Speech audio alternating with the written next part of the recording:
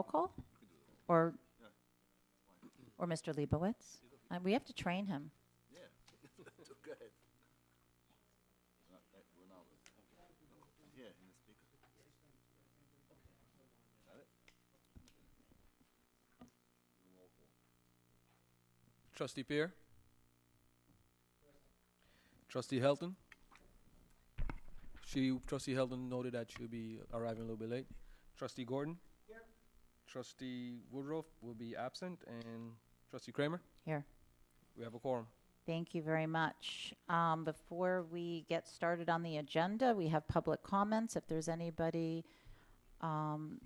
here that would like to speak, please come up. Okay. Then let me introduce to you Charlie Mulfinger from Greystone Consulting to give us our investment report. Charlie, this summary is any different from the one we have? Okay. Same. All right. I've already marked up. Great.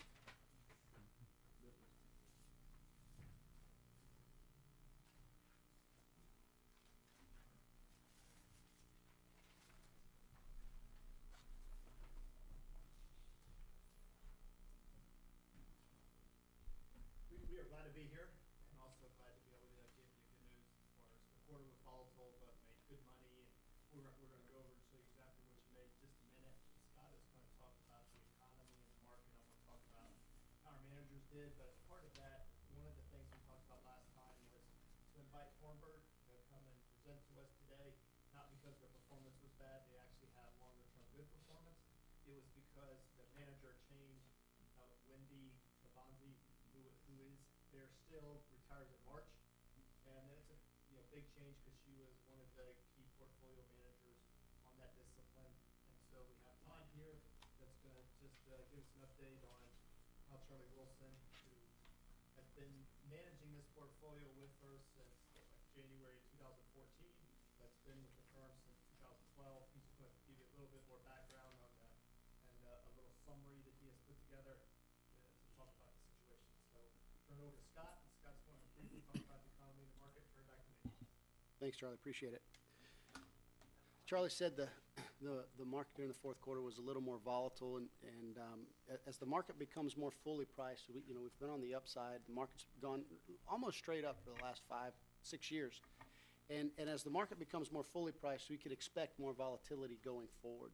And it can come in the form of many different things. You think about some of the things that had an impact this quarter, the fourth quarter, ISIS has had an impact, energy prices has had an impact, and then Europe has had an impact. And if you think about that for a moment, ISIS, 3 or 4 quarters ago, we weren't really given, our government wasn't really giving them a second look. I think they were referred to as a junior varsity team. And now we're thinking about going to war. So that creates uncertainty in the market. Uncertainty creates volatility. You can see where that could have an impact on the market.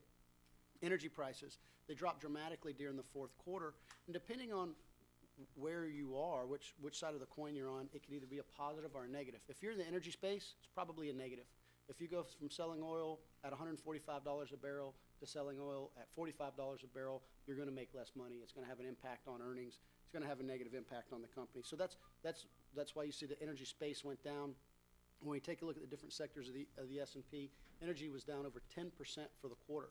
Now, for the rest of the economy, if you're not an energy company, if you use energy as an input, if it's something that you're purchasing, then that's a subsidy.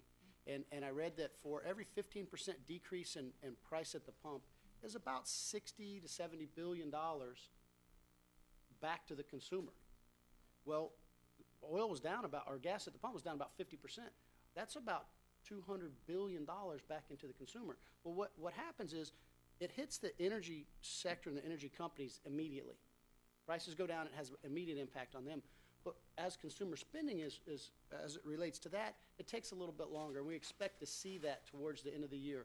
When you fill up your gas, your tank, you might save $20, but you do that every week. It doesn't happen all at once. You don't get all the money at once. So that has more of a longer-term impact. And then there was a slowdown in Europe. Europe has been slowing down, and over the last 6 years, it's had very, very slow growth and even negative growth. Depending on how you measure a recession, there was at least one recession and maybe two. The only thing that saved it is on the last quarter, they had 0.1% growth. So that kept it from being 2 quarters of negative growth, which is a recession. But the ECB has been stating that they're going to support the economy and support the European Union. Well, Mario Draghi, in the last couple of weeks, has said, you know what?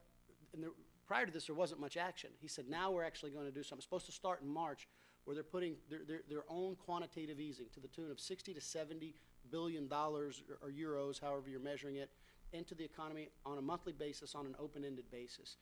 Well, if you think about what that did for our economy, it helped our economy. We had QE1, QE2, QE3, that accommodative monetary policy supported our economy. It helped with the unemployment rate. It helped with purchasing. It helped with manufacturing and service. And it put us back on the right track. And that leads us to our economy. For the fourth quarter, GDP was 2.6, a little bit below the expectation of 3.0. And part of that had to do with exports. Exports were a little lower.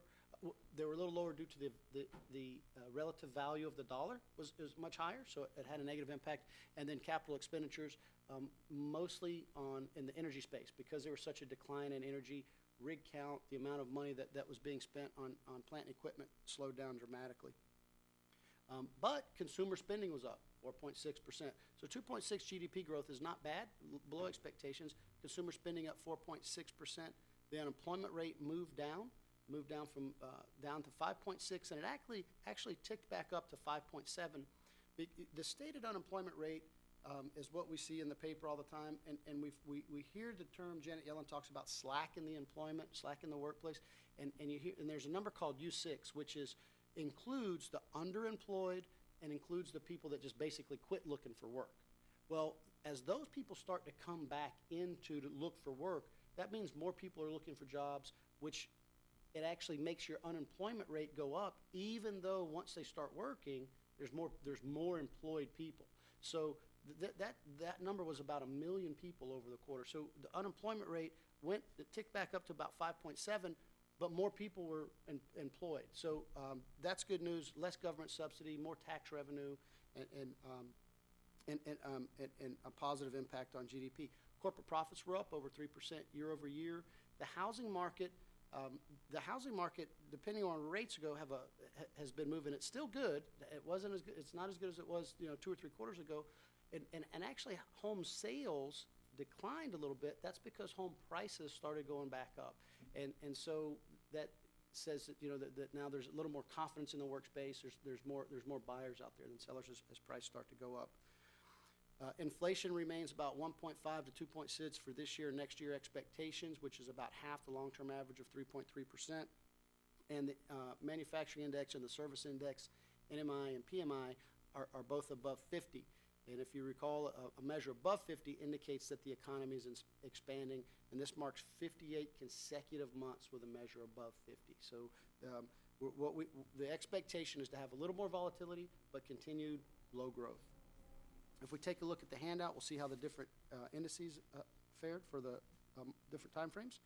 For the quarter, domestic equities were all positive. You see the small cap index up 9.73 for the quarter, by far and away the best performer. Mid-cap index was at 5.94, and your larger multinational companies at 4.88. If you take a look at the 12-month, just the reverse is true. The best performer was your large cap, 13.24% for the 12-month period. Mid-cap is right beside it at 13.23, and your small cap, which includes that 9.73 quarter, was only at 4.89 for the 12-month period. If you take a look at the 3 and 5 year, you see that those are very, very good returns, well above the long-term average. You see the 5-year annualized return is about 15%, no matter which indices you're looking. And why that's important to note is when you think about the investment strategy you've employed, it's asset allocation. Asset allocation is designed to be measured over a full market cycle, which is up period and down period. If you were to take a look back over the last 5 years, you're only looking at an up period. So you should make sure that it's measured, you include a downside. If, for example, if you have a low volatility manager and you selected them on purpose because you did not want them to be as volatile, well, they're not going to go up as much in the up periods. And we've only had up periods over the last 5 years. So you would expect them to have a lower return. The reason that's important is if you take a look at the 7-year number, you throw in a down period, that's just 2 more years. And you see those returns are cut in half, almost, and some of them almost by 2/3. That's why that that protection on the downside is so important. And so when you have a low volatility manager, they won't go down as much over that time period. If we take a look at the different sectors of the S&P 500, you see that the best performer was utilities at 13.2, and the worst performer, as I'd mentioned, was energy, down 10.7%. That's pretty big dispersion. That's within the S&P 500. So that's within one index. You've got 2,300 basis points difference in performance. That's a pretty big measure. So you would, it's easy to see that if you had a manager that was overweight energy, it probably had a lower return. On the other side of that coin, if you had a manager, all they had to do was be underweight energy, and they probably outperformed. Because We have that in our reports here today. Somebody was overweighted in energy. Absolutely, a couple, and I'll go over them. Yep, that's what Charlie's going to talk about. Yeah, the first one, the third one, me several. If we take it to the next page on international markets, you see international developed markets, MSCI EFI for the quarter down 3.57, and for the 12 months down 4.9. And at the bottom there, you see emerging markets down 4.4 for the quarter, so down a little bit more for the quarter. But for the 12 months, not down as much, down 1.82. What's interesting to note here is if you take a look at the two columns all the way on the right, you see all those positive numbers. Those are what the returns were in that country. So if you're in that country, you had a positive return. The reason we have negative return is because the appreciation of the value of the dollar. So when you convert those assets back to dollars, the dollar goes up in value, it has a negative impact. The reverse would be true if the relative value was lower, it would be a positive impact. It also, you would imagine, would have an impact on the larger multinational companies that have a lot of their revenue derived overseas, because as the value of the dollar continues to appreciate, those products, those U.S. products, become more expensive to international buyers. So that means that would suggest that they would buy less of those products. So that could be a headwind for larger multinational companies. Now, if we take a look at the next page, we're looking at fixed income. And everything with the exception of the junk bonds was positive for the quarter. The junk bonds, or the high yield, was down 1%. The broad market index, the Barclays Capital Ag, up 1.78%. And the best performer was the Barclays Capital Government. Now, typically, you don't see government bonds outperforming the overall index. But remember, the quarter was very volatile. And what happens when there's a lot of volatility in the market, investors go to the safest spot. They want to put their money in the safest spot. Government bonds are safe. That bid the price up. It also made the yield go down. When the price goes up, when the price goes up, the yield goes down. And there was a couple weeks ago, the 10-year was at 1.67%. So if you think about that for a moment, you buy a 10-year bond, you get 1.67% for each of the next 10 years. Expected inflation is more than that. So you would actually be losing money. Now Charlie's going to talk about the performance of the individual managers. The other thing with bonds, by the way, is if you look at what the international bond rates are, where Spain is, Italy, where Germany is. I'll give you an example. Germany, if you're buying bonds in the first 4 years, you actually have to pay them to hold your money. It's a negative interest rate, which is really unusual historically. And then in Swiss, same thing. And after you compare their rates, even in Spain compared to our rates, the rates on their 10-year security are actually below the rates that our current U.S. Treasury is at. So you've got foreign money that's also coming over here and keeping our longer-term rates down. They're more preferable to buy our bonds than it is to buy their own bonds. But back to how'd we do? So if you go to the next page, you go to the very top, the middle column, we're at 78,824,000. That's the highest we've ever been. Nice to say. And we had a gain of almost $2 million, net of fees, $1,984,000. So a nice return for the quarter. If you go on the left-hand side and look at the weightings, go to the second table down, we are overweight in large cap value, 20.48 versus 20, large cap growth, 20.65 versus 20. Slightly underweight in small cap value, but then overweight in mid cap growth, and then slightly underweighted on the two internationals. Overall, we're 61.06% in stocks versus our target is 60, but within our range, so we do not need to rebalance. When you look at our fixed income, we're 22.49, almost exactly the same as the 22.5 as our target. You look at the hedge funds, we're slightly below, and we look at the core real estate, we're slightly below, but again, within the range, so we do not need to rebalance across the rest of the portfolio. So how'd our managers do? If you go to the next page, so just to say what Larry already said, you can see Buckhead which is our large cap value manager, which is typically a little bit more defensive, and that's what you expect. When the market was strong, they were up 3.12, but the benchmark was up 4.99. Same way when you look at the 1 year, the 3 year, and the 5 year, your return is less than the benchmark. But when you include a down market, and that's the reason Scott was making the comments about you got to include a market cycle. When you include the down too and go back to when they started, which is September 30th, 06, you actually are slightly above 6.42 versus 6.41. So just slightly above. You've had higher return, less risk, than they've added value. And again, this quarter, the reason they underperformed is because they overweighted energy, they overweighted industrials, telecom, and retail, and they underweighted financials. That's meaning returns a little less. Now, Wedgwood and Sawgrass, we just hired them. They replaced Garcia Hamilton on the equity side. This shows your return through from October 31st, because that's the first full month. It's just been 2 months since you hired them. You actually gave them the money on October 1st. So 1 day, the first day of the quarter. Your returns from that date are 5.06 from Wedgwood. It's not on there, but it is in the detail report. 5.06 for Wedgwood, and for Sawgrass, 6.03. Both of them were a little higher than the benchmark from the first day. Oh, wait a second.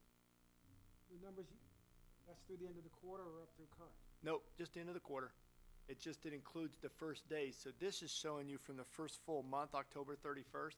You gave them the money on October 1st.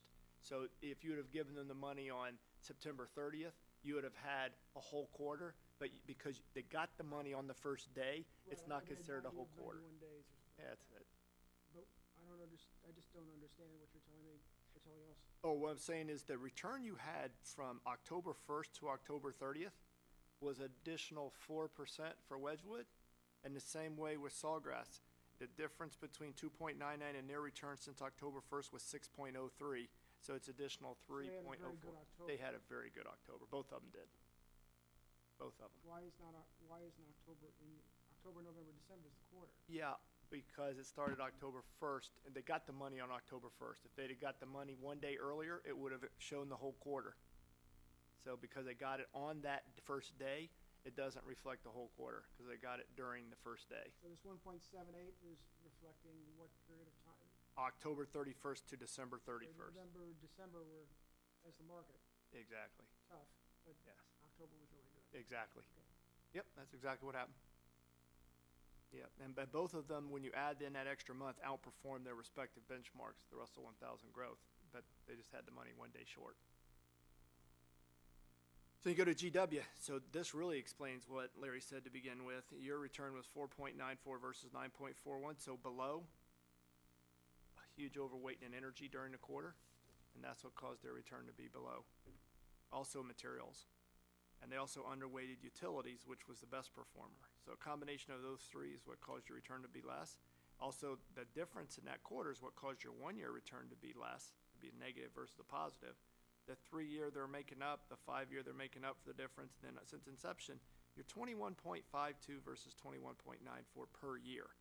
So you're a little bit below, all of it because of this year with what happened in the second half of the year energy prices. Going back to the quarter, Sure.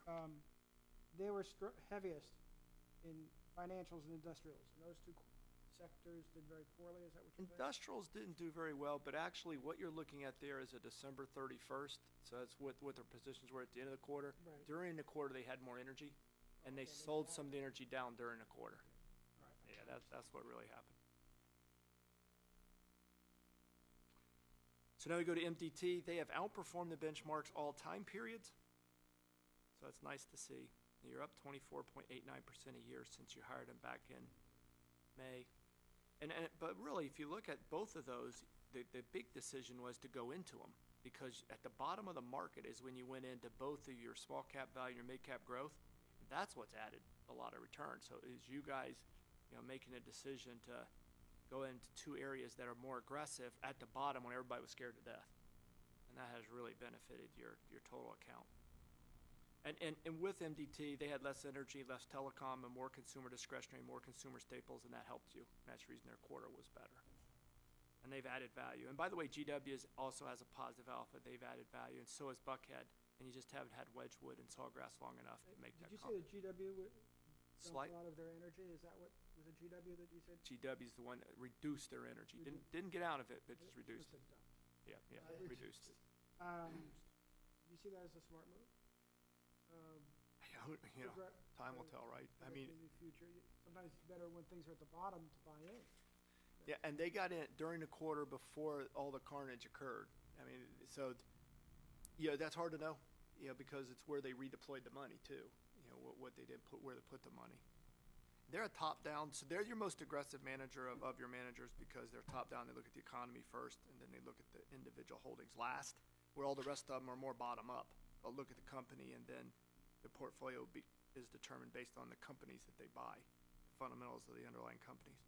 So when you come to Thornburg, and of course we have, Todd here, and that's important because, as I said, Charlie Wilson is now managing the portfolio and has been for the last 6 months, is the way it's been explained to me by Todd. He's been the primary decision maker. He's been there in that position to help manage it since January of 2014. But he's had more influence over the last 6 months on all the decisions that are occurring. And so it's nice to see in the quarter that they had less negative, so a good quarter.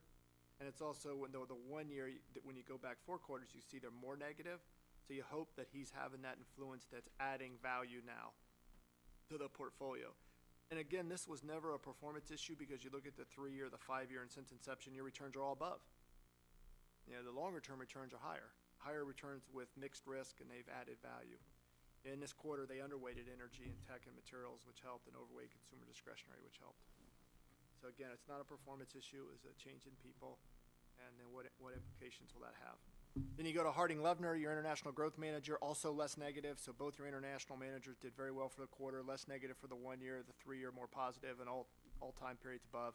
Higher return, less risk, they've added value. They overweighted tech and consumer staples, underweighted energy. You almost could say who underweighted energy? If they underweighted, they did better, and if they overweight, they did worse because it had such a big impact. Garcia Hamilton continues to outperform their benchmark.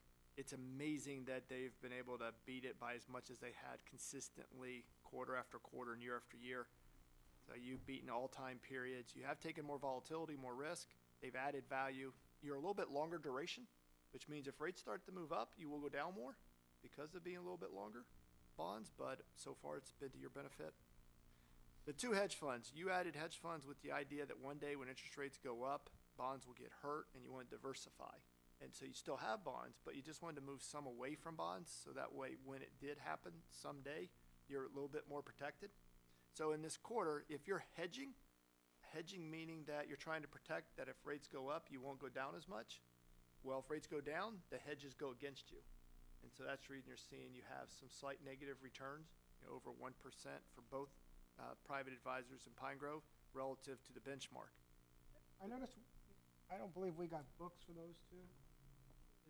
I don't know if they send them or not, 'cause they don't actually send them to We me. didn't get books for them, right? Any reason why?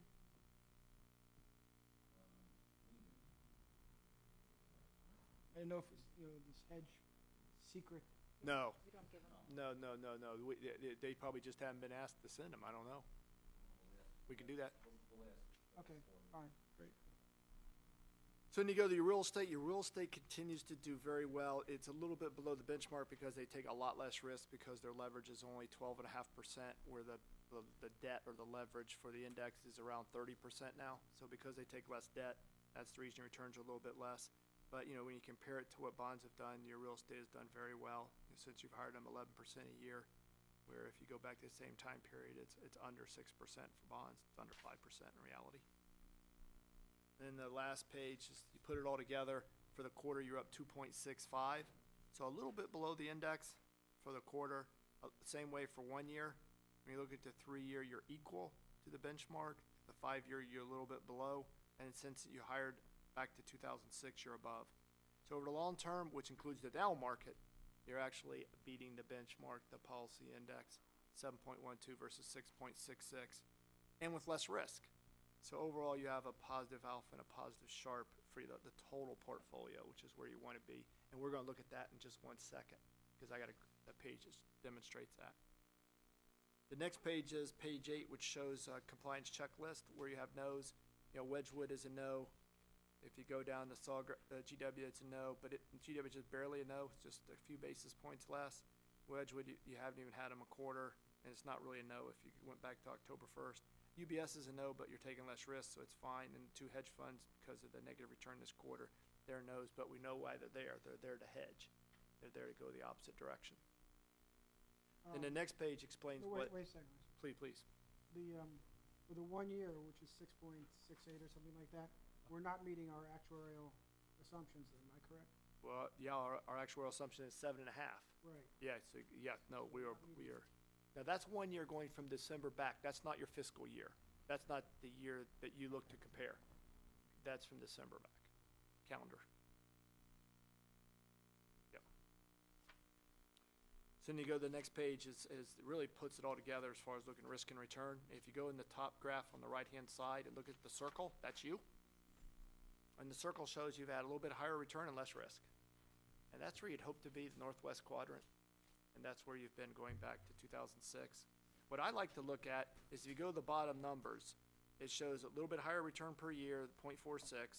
It shows less risk, lower standard deviation, a smaller number than the benchmark. It shows lower beta, 0.95 versus 1. It shows when the market fell, you fell less. But it shows when the market went up, you actually captured 101% of the up, which we're not seeing that most places. Most places are seeing captured less of the up, but you also captured less of the down, 97.79% down. And that's the reason you have a positive alpha, and that's the reason you have a positive Sharpe ratio. That's the reason when you adjust for the risk taken, that your portfolio is added value. This is really the key page in showing it. The last page is our view looking forward. It doesn't say whether we like stocks or bonds. I'll tell you, we like stocks better than we like bonds. We think bonds will not perform well going forward. They will not help you to meet your actuarial assumption. You have it there as a diversifier. When you look at the top in stocks, we like the U.S. market still, even though it's been hitting highs, and Friday all-time high. And then the international markets we like because of what's going on in monetary policy with Draghi and Abenomics in Japan. We think those will help the international markets. The emerging markets, we are not as strong. We're underweight. And then when you go to bonds, within bonds, we don't like bonds, but within bonds, we like corporate bonds the best. Then you go down to the alternatives. We don't own REITs. We own private real estate. We don't own commodities. We don't own master limited partnerships. We do own hedges. And as you see, we're using the hedge that we're investing in to be more conservative, be more defensive. By the way, there was an article 3 weeks ago in a paper with John Paulson, the guy who made the bets in the mortgages a few years ago and made a fortune by calling the mortgage debacle. Well, last year it said his fund was down 36.9%. While the market was up because he bet on gold.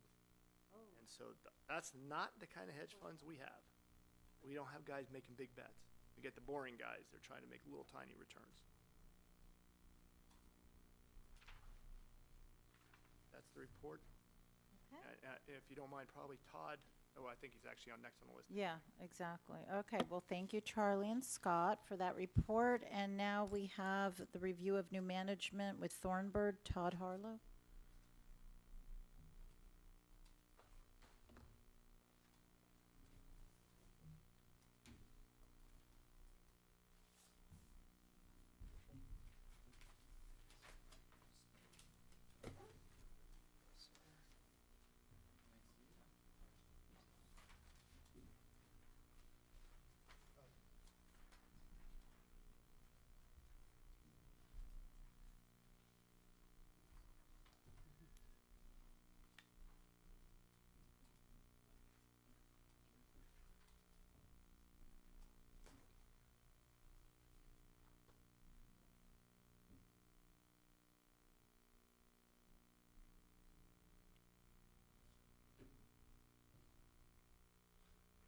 Thanks, Charlie. We've been doing a number of these lately as a result of the procedural and administrative changes. And it occurred to me this morning, I just went right in and didn't introduce myself, so let me start there. My name's Todd Harlow. I represent Thornburg Investment Management for all of our distribution for our strategies throughout the Southeast, exclusively in ERISA and defined contribution, defined benefit, and retirement plans. As Charlie mentioned, logistically, it just unfortunately didn't not make sense. It just didn't work out logistically for Charlie to be here. In fact, we met with Marty and Ronaldo about 2 weeks ago when he was in town. We tried to coordinate some. It was admittedly last minute, and it was a hard leverage of his time. But anyway, just wanted to make that notation. So I've got everyone should have this actual bound, full-blown proposal of the quarterly results, which I'm going to reference. I think this outline is a good truncation of that data and should make this go, considering the length and detail of the agenda. I think it'll be a good use of everyone's time. So let's talk administratively. As effective January 31st, Charlie Wilson assumed as lead portfolio manager. Also noted this morning, I would be remiss, I should introduce Charlie, hypothetically. Charlie has been in managing money within our industry for over 9 years. He was with Munder Capital, previous to Thornburg. He has been with Thornburg since 2012, and as Charlie, and by the way, I should also preface, I'll try to use last names. There's Charlie Mulfinger and Charlie Wilson this afternoon. As Charlie Mulfinger pointed out, he's been a primary responsibility on the strategy since January of last year. In addition, I think one noteworthy thing that you see as a bullet point there, we refer to every single portfolio manager and really everyone who works on the portfolio management team within our firm as a global generalists. We monitor and measure stocks according to a systematic process that's proprietary to Thornburg. It is a bottom-up focused, meaning we start with the company analytics first and try to find the uniqueness of their ability to maintain and grow their earnings over their competitors. It's a unique proposition to our firm and certainly something that's behooved us over time. In that, we try to find people with real diverse backgrounds. We're based in Santa Fe, New Mexico, of all things, and reality is we think that is a benefit for us. It insulates us from a lot of the noise that exists, frankly, in kind of the Me Too world of the money management centers of the Northeast and somewhat in the way West Coast. But in particular, Charlie, I don't know if you noticed in his bio here, was an undergraduate degree from the University of Arizona and has his doctorate in geophysics, mining, and so forth. And how that benefits, this man is incredibly data-driven and not emotionally driven with respect to how he positions things. It's a unique attribute. So, his leadership, I wanted to highlight a couple things about this proven formula. I'm on about bullet point 4, which says we have a fundamental approach. It's contained in here, which has a 3-basket approach: consistent earners, basic value, and emerging franchises. It's our way of distributing risk. We are not getting away from that. Previous to Charlie, there was a decision made at the firm. There's 2 different strategies that are largely the flagships of what we do: International Value, which is the mutual fund, and International Value ADR, which is the separate account which you own. Bill Fries, Wendy Trevisani, Rocky Wang, and Charlie Wilson were managing both strategies. And we discovered on the ADR strategy in particular, separate account, the decision-making process was getting bottlenecked. Now keep in mind, one of the distinguishing characteristics between the 2 strategies are, one, we have mandates on behalf of our clients. Some people have limitations on tobacco stocks, things like that. It could be moral or ethical reasons on why they hold certain companies. That's one. And the other is the concentrated nature of the fund or the strategy. The strategy typically holds about 15 to 20% less names, hence the names and equities that they're buying. It's even more critical that the timing and the decision-making process be smooth. And the decision was made in January because of that bottleneck. The primary reason was, number one, Wendy was retiring, and number 2, the decision-making was getting a little bottlenecked, and we decided to streamline that, and Charlie Wilson has been named that. Now, Charlie Mulfinger pointed out in his statistics, and I'm going to get into that in a moment, that we believe the recent trend lines suggest that bottlenecking or that streamlining decision-making process is yielding quality results. And with that, let's go into the performance figures. And one point to note also about that global generalist approach, that last bullet. Of all our equity funds, we're a boutique shop. We don't have a fund for every single strategy. And ironically, based in Santa Fe, we're known for our international. So of all 6 equity funds, we have other strategies too, but of our 6 equity funds, every one of them has beaten its benchmark since its inception. I think that's a unique, one of the unique things about our firm, and it says that we do something right, and we don't plan to change that other than with Charlie's leadership. So the performance I just want to go through here, we have a quarter to date of negative 220 versus for the strategy, and the ACWI's at negative 387. We have a year-to-date of 575 versus the ACWI at 387.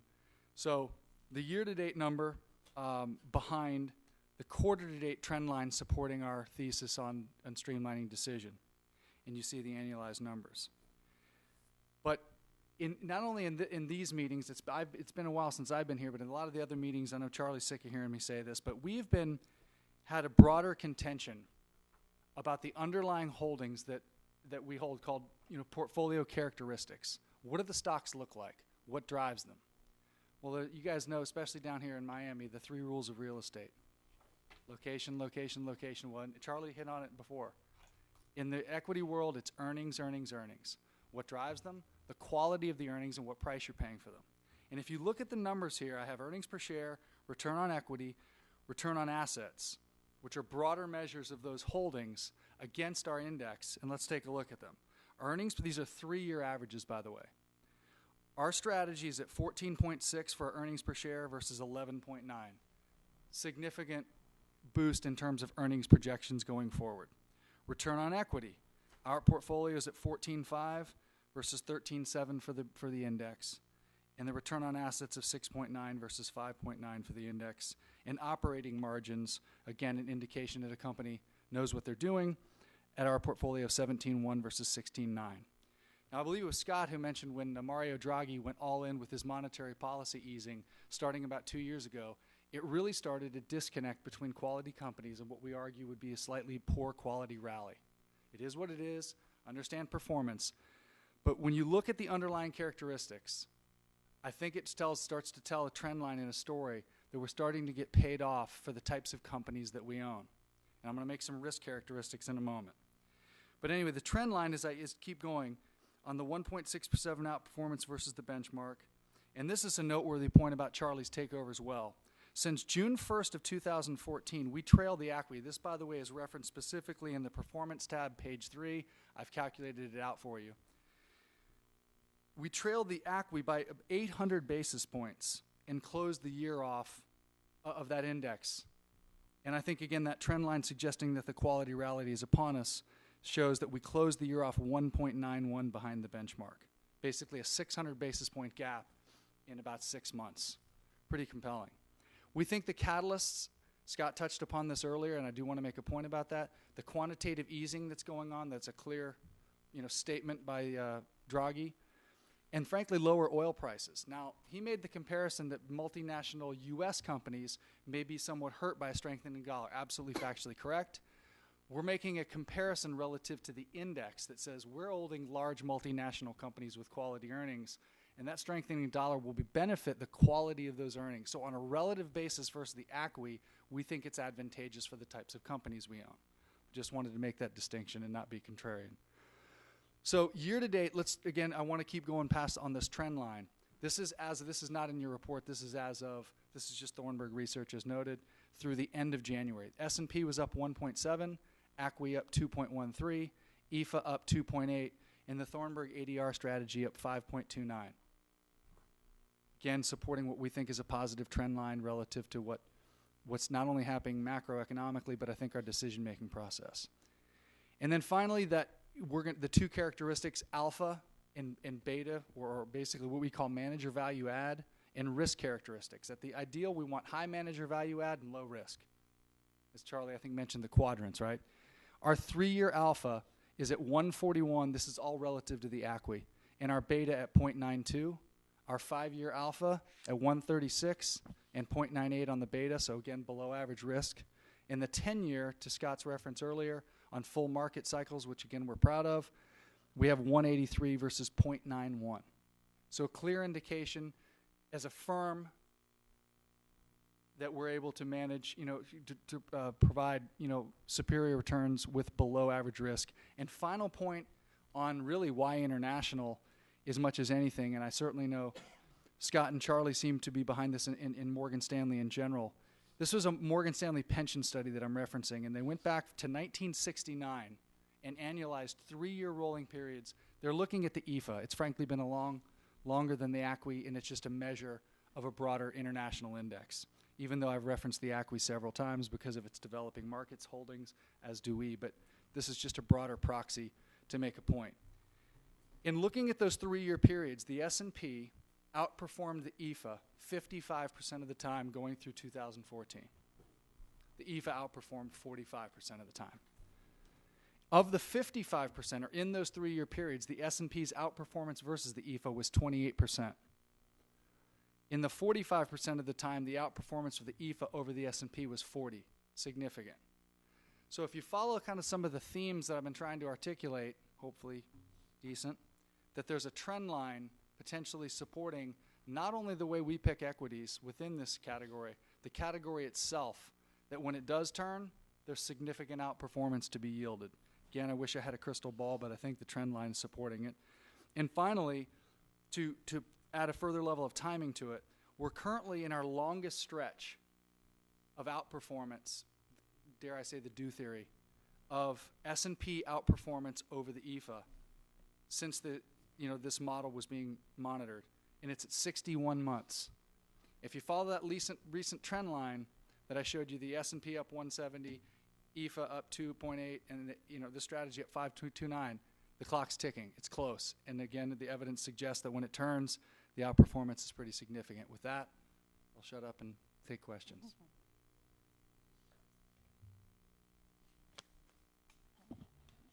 Are there any questions? Do you need to No. mention I'm that? sorry, I'm That's late.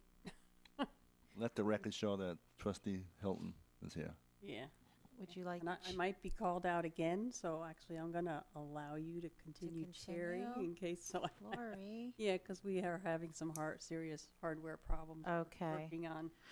Well, Um, thank I- you. I- Okay, you have some questions? okay, so you're done, and thank you for coming.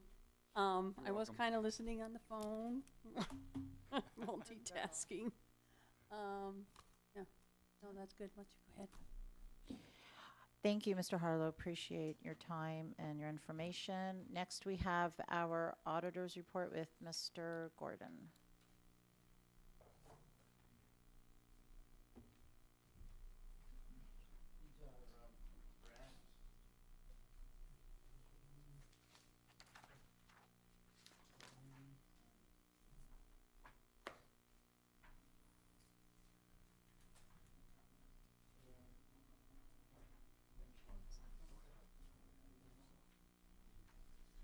I'm going to tell you right away, you cannot approve these today because of the issue with Salem Trust.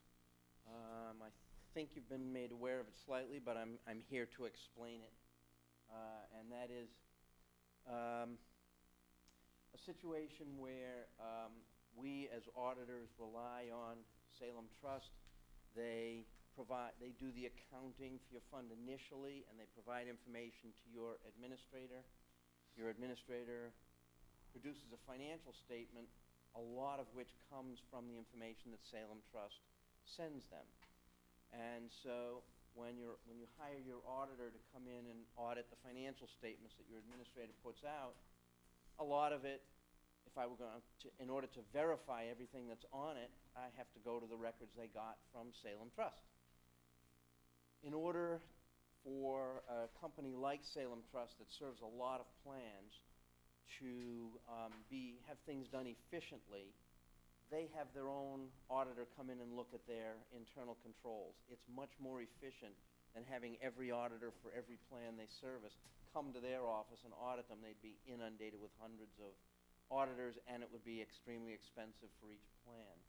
So they hire an auditor to offer their opinion on the internal controls so that Salem Trust can say, here, our auditor said our internal controls are in place. You can trust the financial report that we sent to your administrator. Unfortunately, this time, their auditor said that their internal controls were not good. And so what that means for your auditor is not that I can't issue an audit, but simply that I'm required to do more procedures than I would have.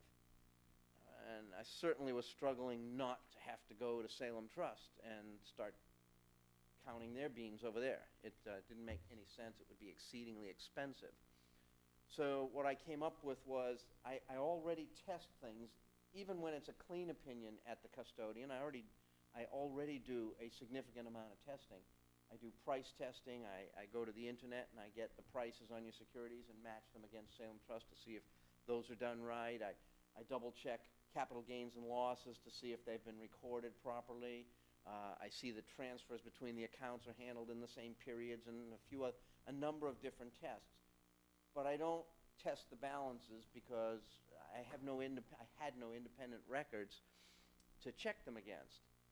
So I decided, in my judgment, the additional, by the way, I'm just back up for a second. When I say in my judgment, the auditing standards say that you test internal controls in order to determine the nature and the extent of the testing that you're going to do.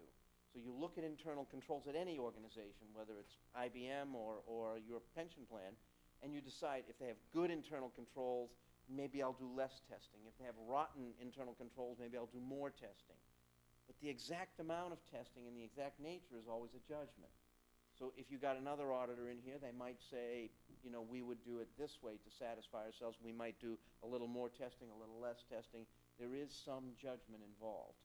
So my judgment was that the only additional thing I needed to do to satisfy myself and issue the opinion was to satisfy myself as to the balances.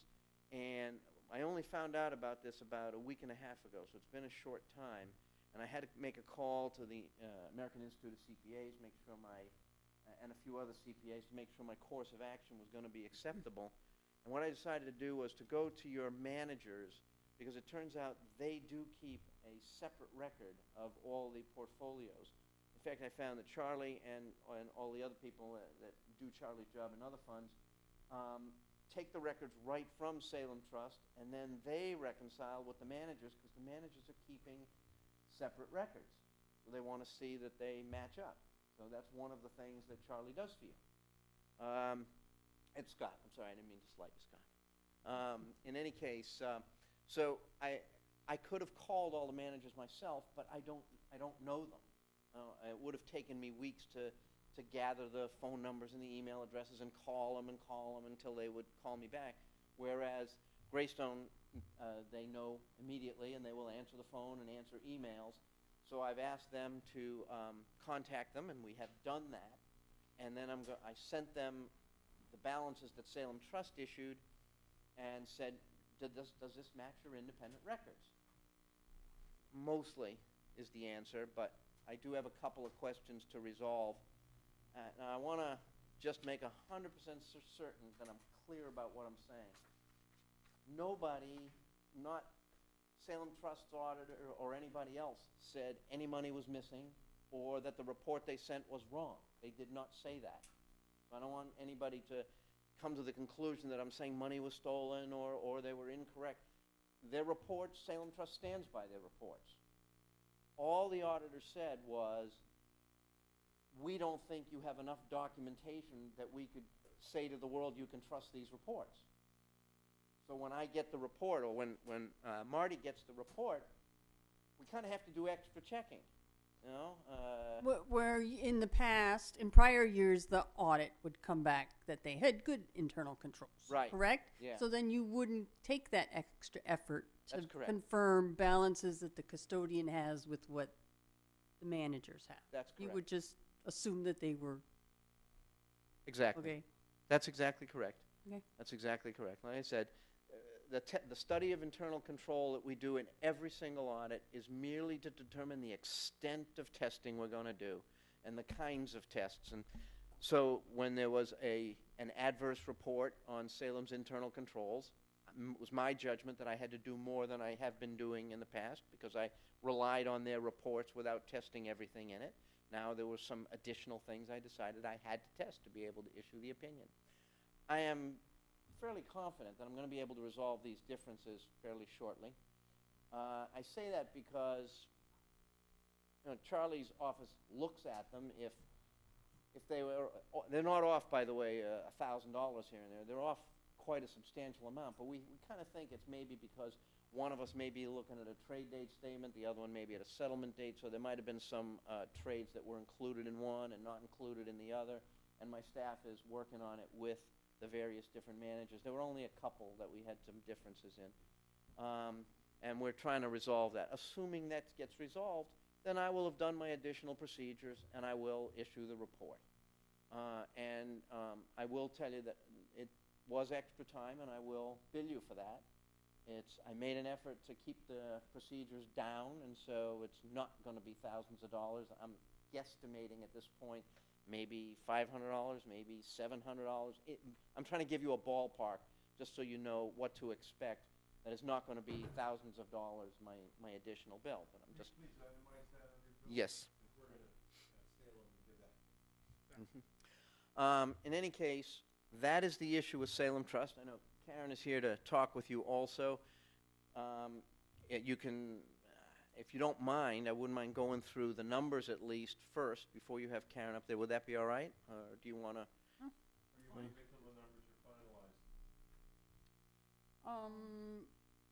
Everything else in your, I'm sorry. No, please, Chair- go right ahead. Pretending like. You are, don't pretend. But other than that, everything else in your report is like I'm ready to go. done all my testing on everything else, and I'm crossing my fingers and expecting that I'm going to resolve those differences that we found between the Salem report and the manager's reports, because people are looking at them all the time. If the Salem report came out different than the managers also look at that, and they have regular access to that, and they look at the Salem website constantly, and if there were some issues with the Salem reports, I think the managers would have spoken up a lot earlier. So I expect that I'm going to find that they are resolved, and there was just a question of what reports each of us were looking at. I'm expecting. I can't say 100% because I haven't resolved it, but that's what I'm thinking is going to happen. Okay? And so, yeah, the opinion will be, if that happens, if we resolve that, the opinion will be unmodified, and then we'll move on to the numbers.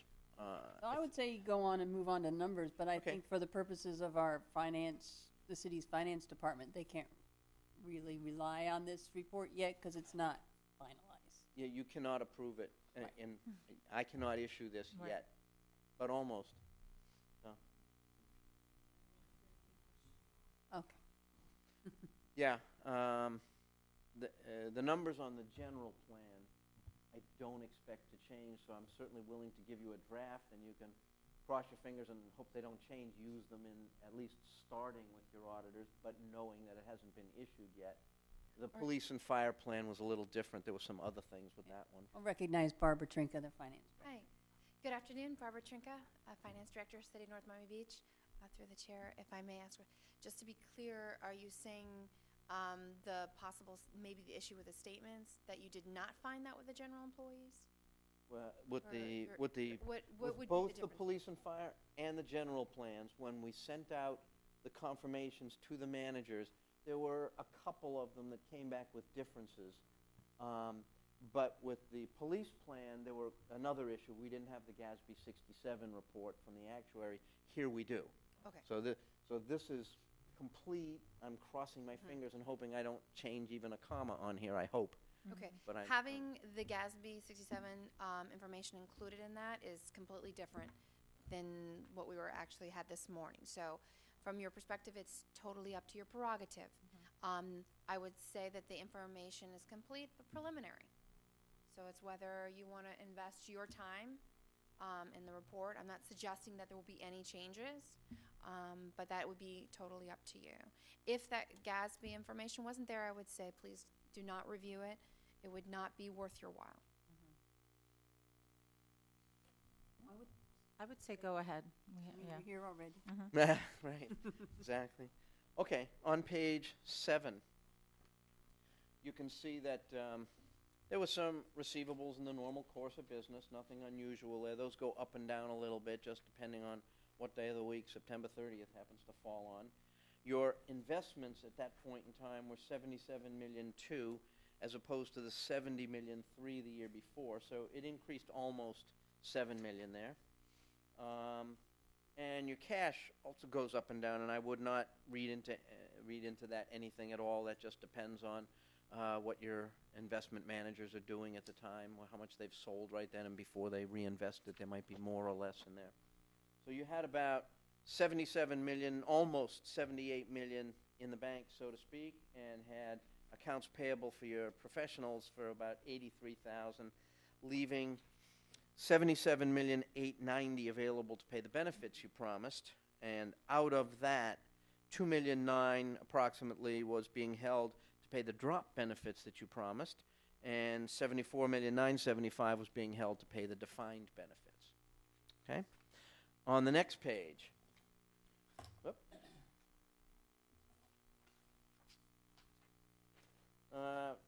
Very little difference here, actually. I mean, the city contribution, the employer contribution is actuarially determined, so it's a little bit different, but not much. They just followed what the actuary told them. The employee contributions down because the percentage of payroll decreased. Your investment income on an absolute dollar basis was about almost identical. On a percentage basis, it's different because this was achieved on a larger balance, but still, it was, as a dollar amount coming in, it was about the same thing as the prior year. Other income the prior year, there was a litigation settlement that you got almost $500,000. That's why there's other income in the prior year and not this. So you took in a total of about $11,657,000. Benefits paid were of about $4,450,000. There was an increase in the COLA and some more members receiving benefits. Never a bad thing. I mean, that's why you're here. So not a bad thing. Refunds of contributions goes up and down, just depends on who leaves and who leaves. I think the drop payments are in there too. Admin expenses, approximately the same in total, but there is a schedule for that if you want to see the ups and downs on that. That would be on page 20. Let me just get my notes.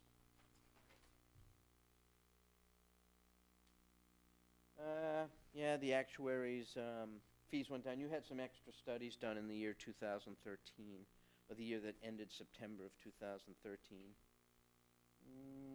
The legal fees were up because there was additional work with ordinance changes. The salaries were up because you hired the additional person last year.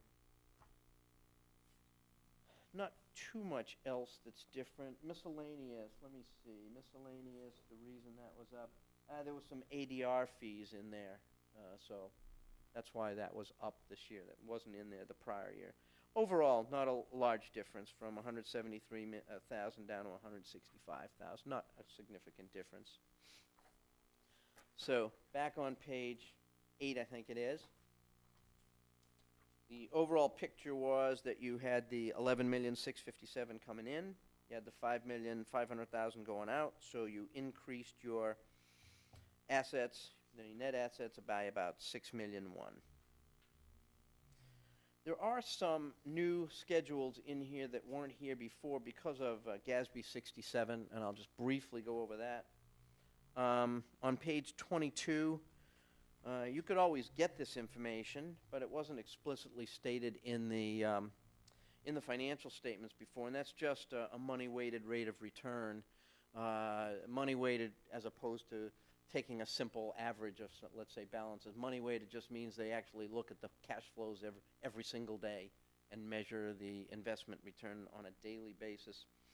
And you can see the year-by-year returns there. And then one of GASB's big things there was on page 23. Again, this was something that was always possible to find in the prior financial statements. GASB decided this was a little clearer, and there's a few different computations that the actuary does to do this. You could always see the assets that you had on the financial statement, obviously, and then buried in the footnotes there was an amount that was due for the future benefits that the actuary computed, but it didn't subtract it all the time, and so it was a little bit harder to see. This is GASB's idea that it's easier to see. So it shows the top third of the page there where it says total pension liability and arrives at a total pension liability at 9/30 of 14 of $102 million. And also, this is more current. We've usually been working on the actuarial report at the beginning of the year. Now it's right up to date with the same date as the financial statement. So they came up with 102 million, and then the assets that we showed on the first page are 77,890,000, and so you have a net pension liability of 24 million, which is a 76% funded ratio, although that's computed slightly differently than it used to be. In any case, there's 24 million is what it's showing, and 76% funded ratio. And this was a schedule that wasn't in the prior periods, prior years. So the GASB 67 asked for that. Other than that, I don't have anything else to go over with you. There aren't any other issues to discuss with you. Any questions on it? Anybody? Yeah.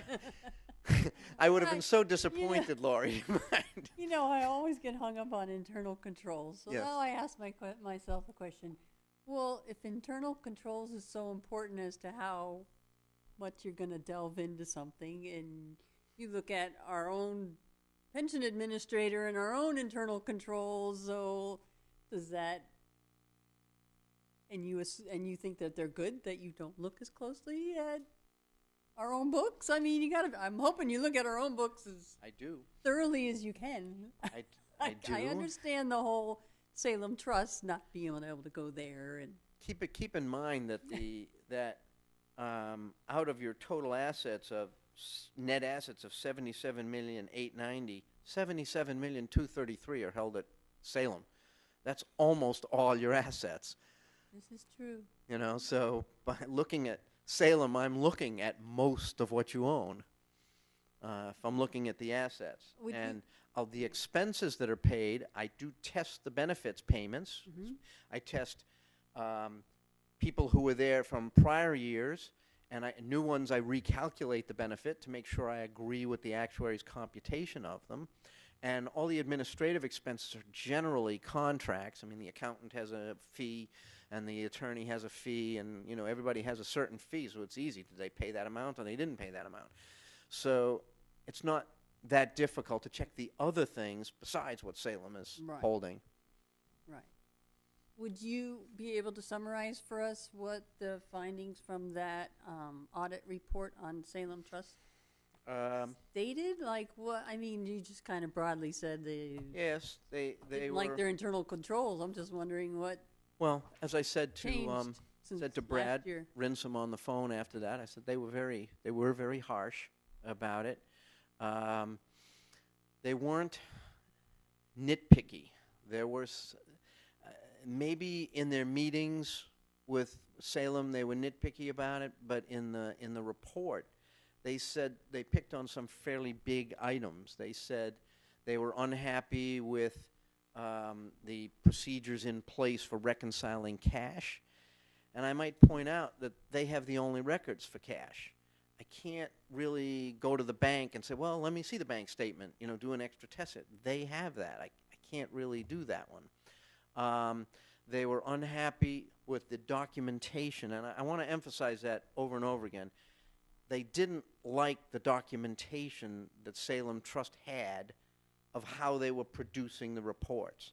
They didn't necessarily say they were wrong. They didn't come in and say the reports are wrong or money is missing or anything like that. They did say, you just can't prove to us that those reports are accurate because you don't have the proper documentation behind it. On the purchases and sales, they were unhappy with the documentation recording purchases and sales of securities.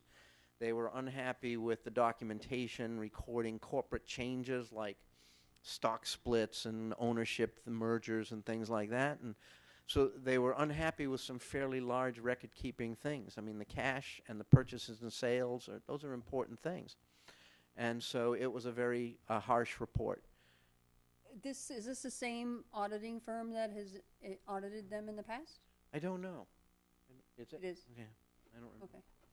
So, from what I was reading here, something significant happened last year, and maybe this will be for Ms. Russo to address. But as I understand, they went live at their beginning of the year with new software, and we're going through the same thing, so I kind of understand. But, so I'm just wondering if the auditor was unhappy with these reports because these were reports coming out of the new software system. And perhaps, I don't know.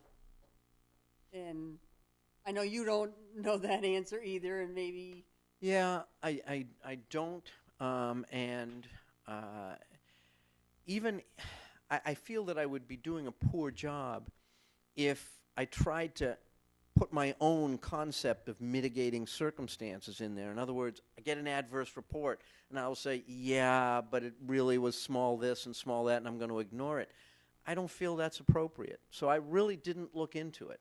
As far as I'm concerned, if a respected CPA firm says the internal controls are not proper, I'm going to have to listen to that on your behalf. Mhm. So Thank you. Do you have anything, Steve? Trustee? Nothing? Okay. So maybe this would be a good time for Karen Russo. Is that correct? Yes. From Salem. Hi, I'm Karen Russo. I'm Relationship Manager for your account, and I work out of the Deerfield Beach office with Brad Rinsum, who's the president and CEO.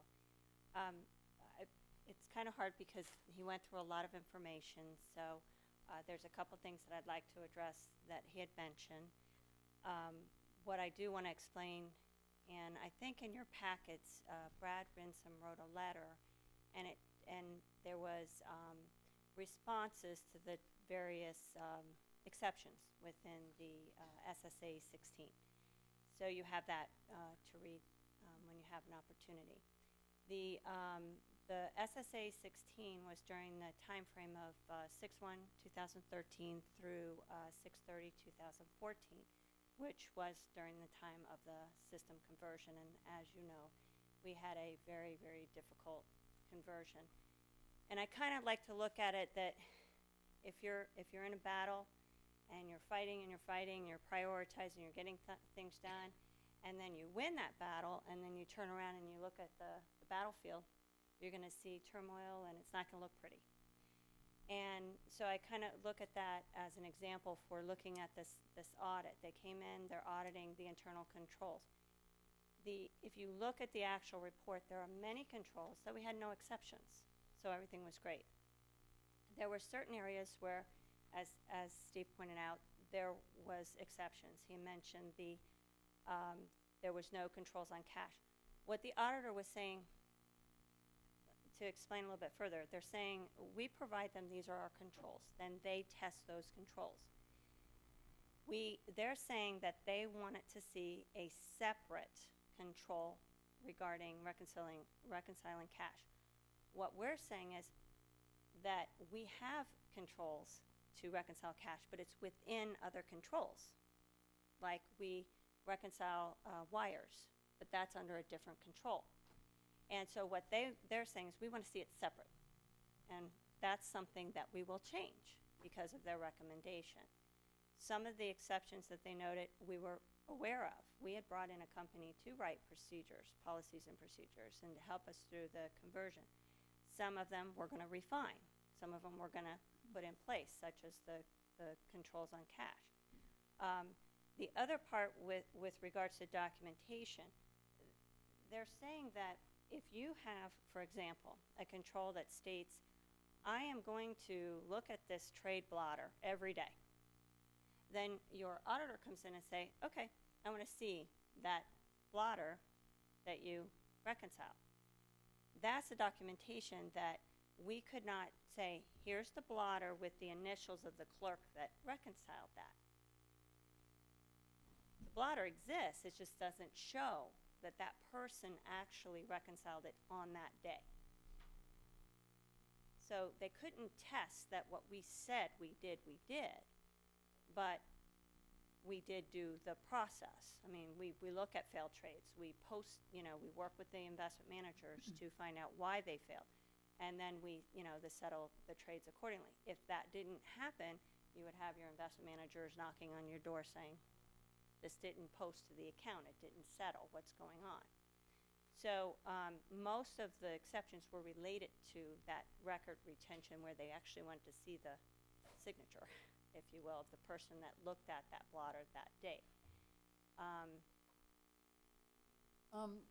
Can I ask, like, you said the internal controls for reconciling cash. I mean, what has changed from the year before Oh, to okay. this past year Uh-huh.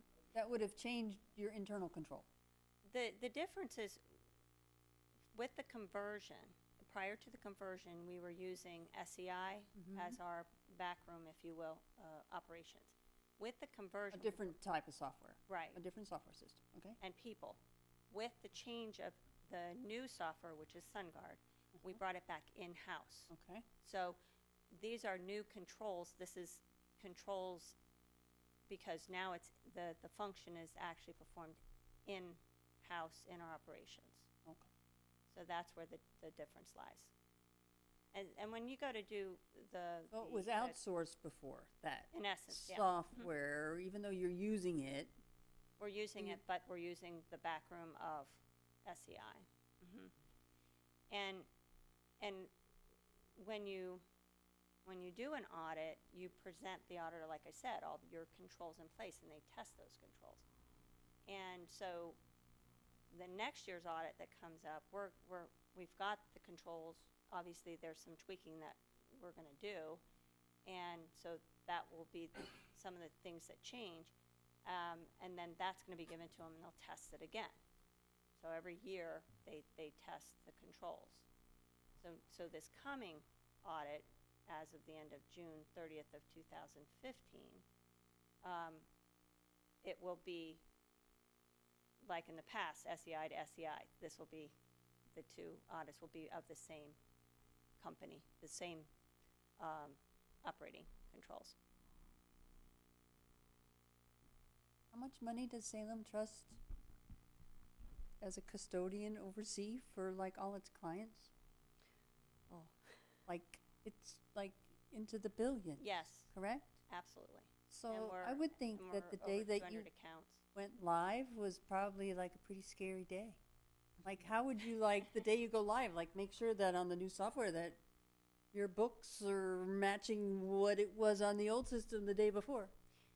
It's a I very mean- long process, and it's every resource in the company checks every account. We check every single characteristic within the account and how the account's set up on the system. It's a process.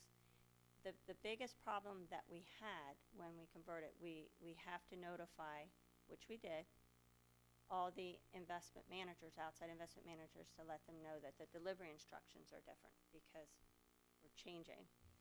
And we told them over and over again, it was more than once.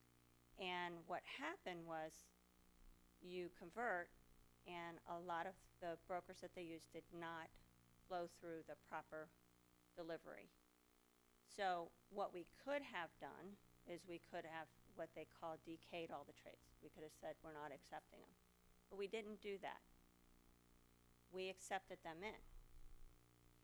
So we have all these trades that now we have to determine which accounts they're for and settle them properly and post them to the proper accounts. So you can imagine we do thousands and thousands of trading that goes on. So they were delayed. Right. And so that's what caused the delay and the problem.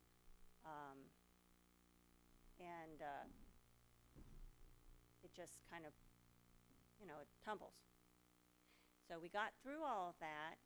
After made how long? it. After how long? A long time. What's a long time? I'm sorry. We as of 9:30, your plan year end last year, we actually, the statements were on time. Right. In fact, you got your annual statements early that year. Earlier, you were actually receiving your statements earlier, annual statements earlier than you did on our old system. But as of then, the trading was pretty much resolved. I mean, it was resolved. You always have failed trades that you deal with, but this was major.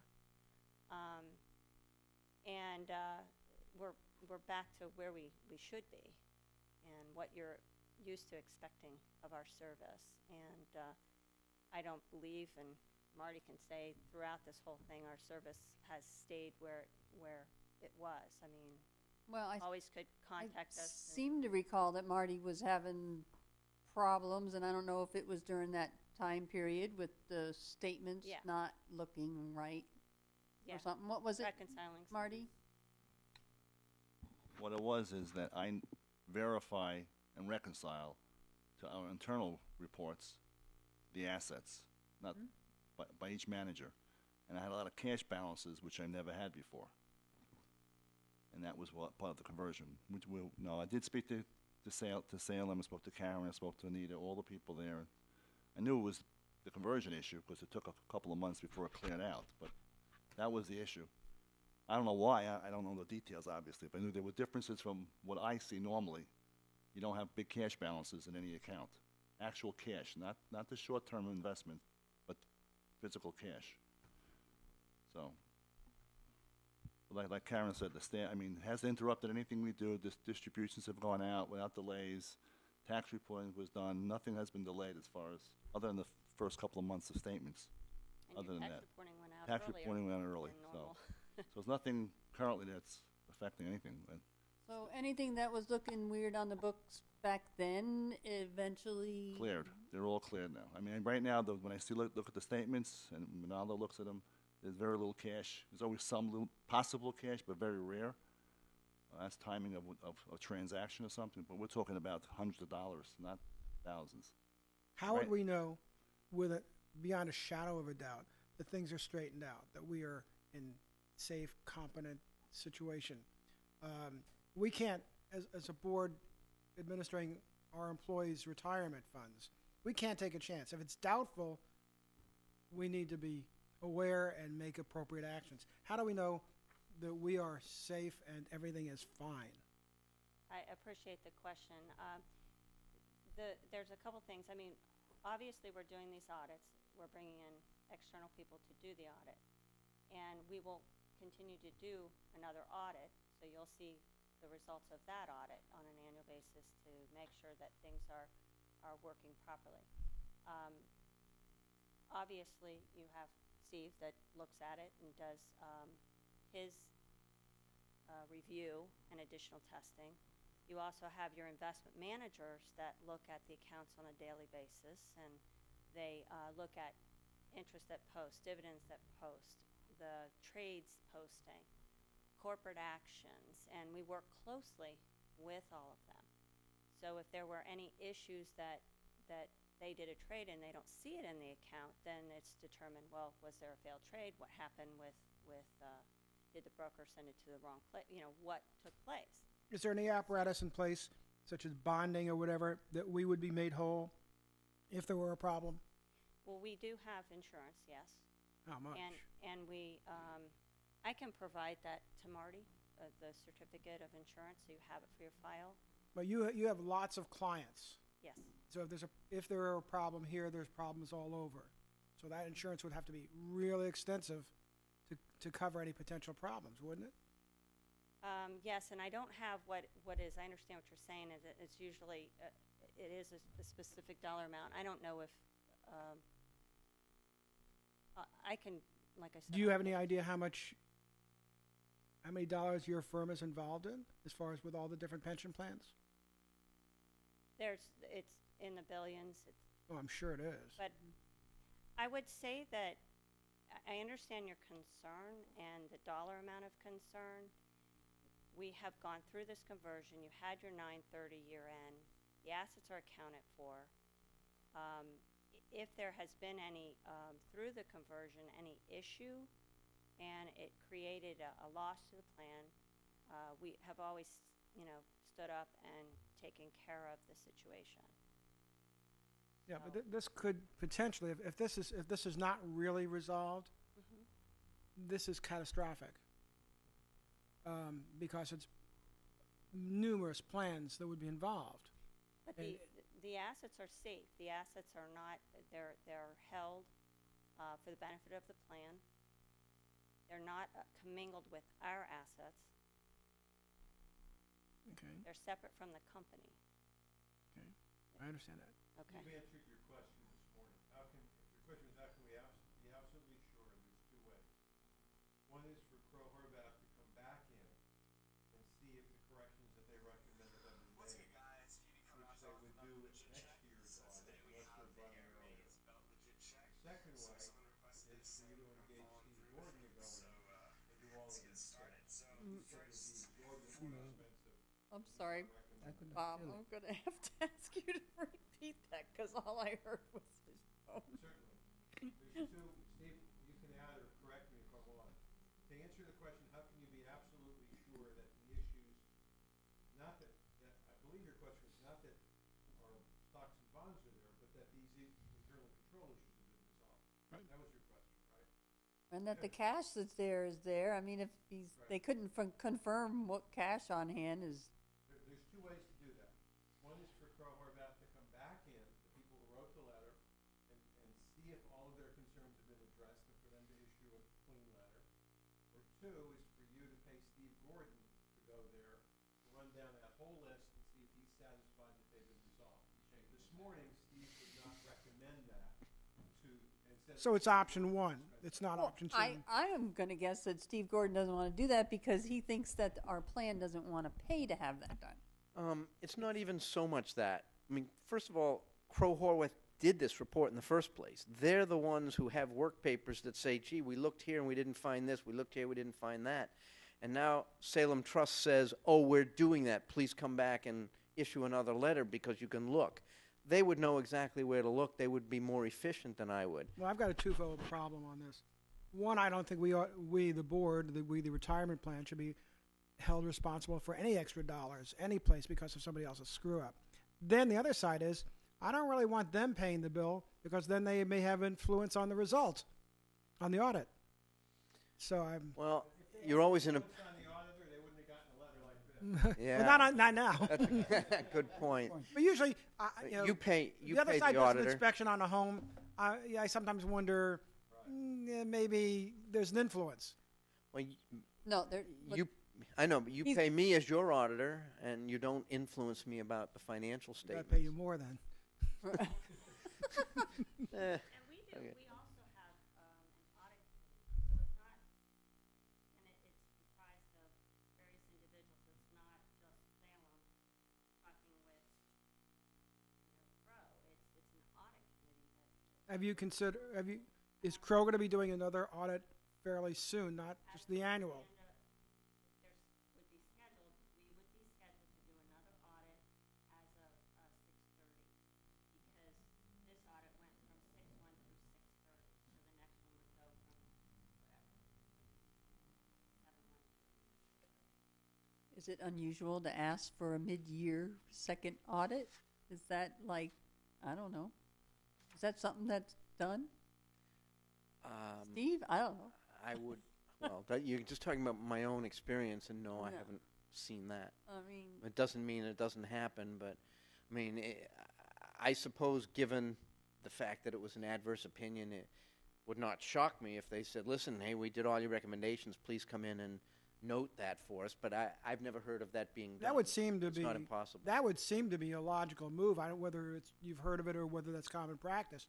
But if there are red flags out there, I'm worried. I would be worried to stay with the same company where there are red flags. And the only way I would feel safe is if those red flags are removed and not at our expense.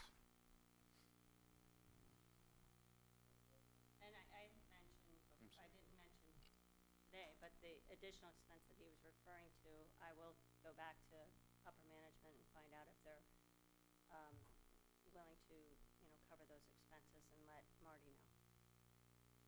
Okay. The 500, 700 that he had mentioned. Now, I understand that the police and fire is going to have another meeting. When? They have to wait until the actuary gives me the GASB 67 report. They also have the same issue as you do in the sense that I was trying to reconcile the Salem reports with the managers. There were one or two differences. I'm guessing that we're going to resolve that before I get the GASB 67 reports. So I think the hang-up for them was the GASB 67 reports.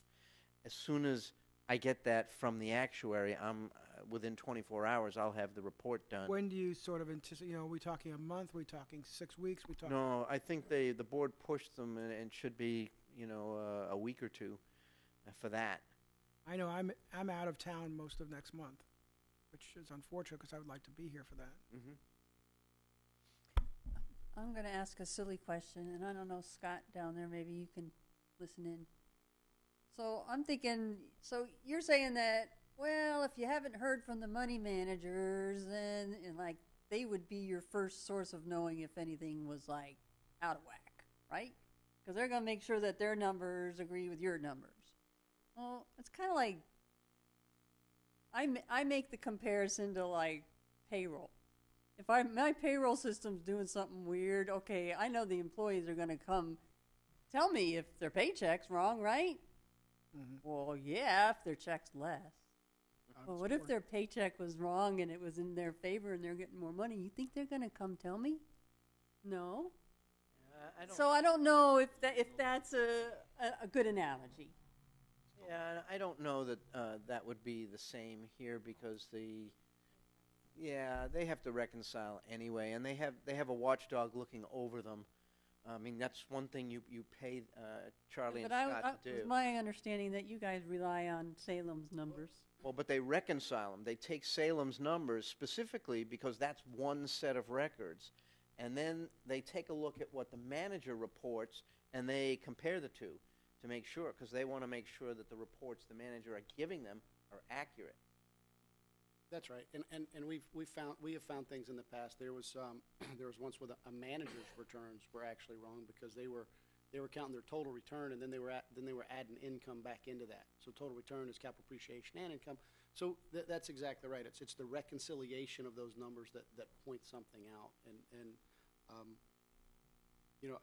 I think you had mentioned it, Steve, a little earlier with but when it comes to cash being in there and there's no, you don't know how much is in the bank, and so it's being able to identify those pots of money and then reconcile everything all at once.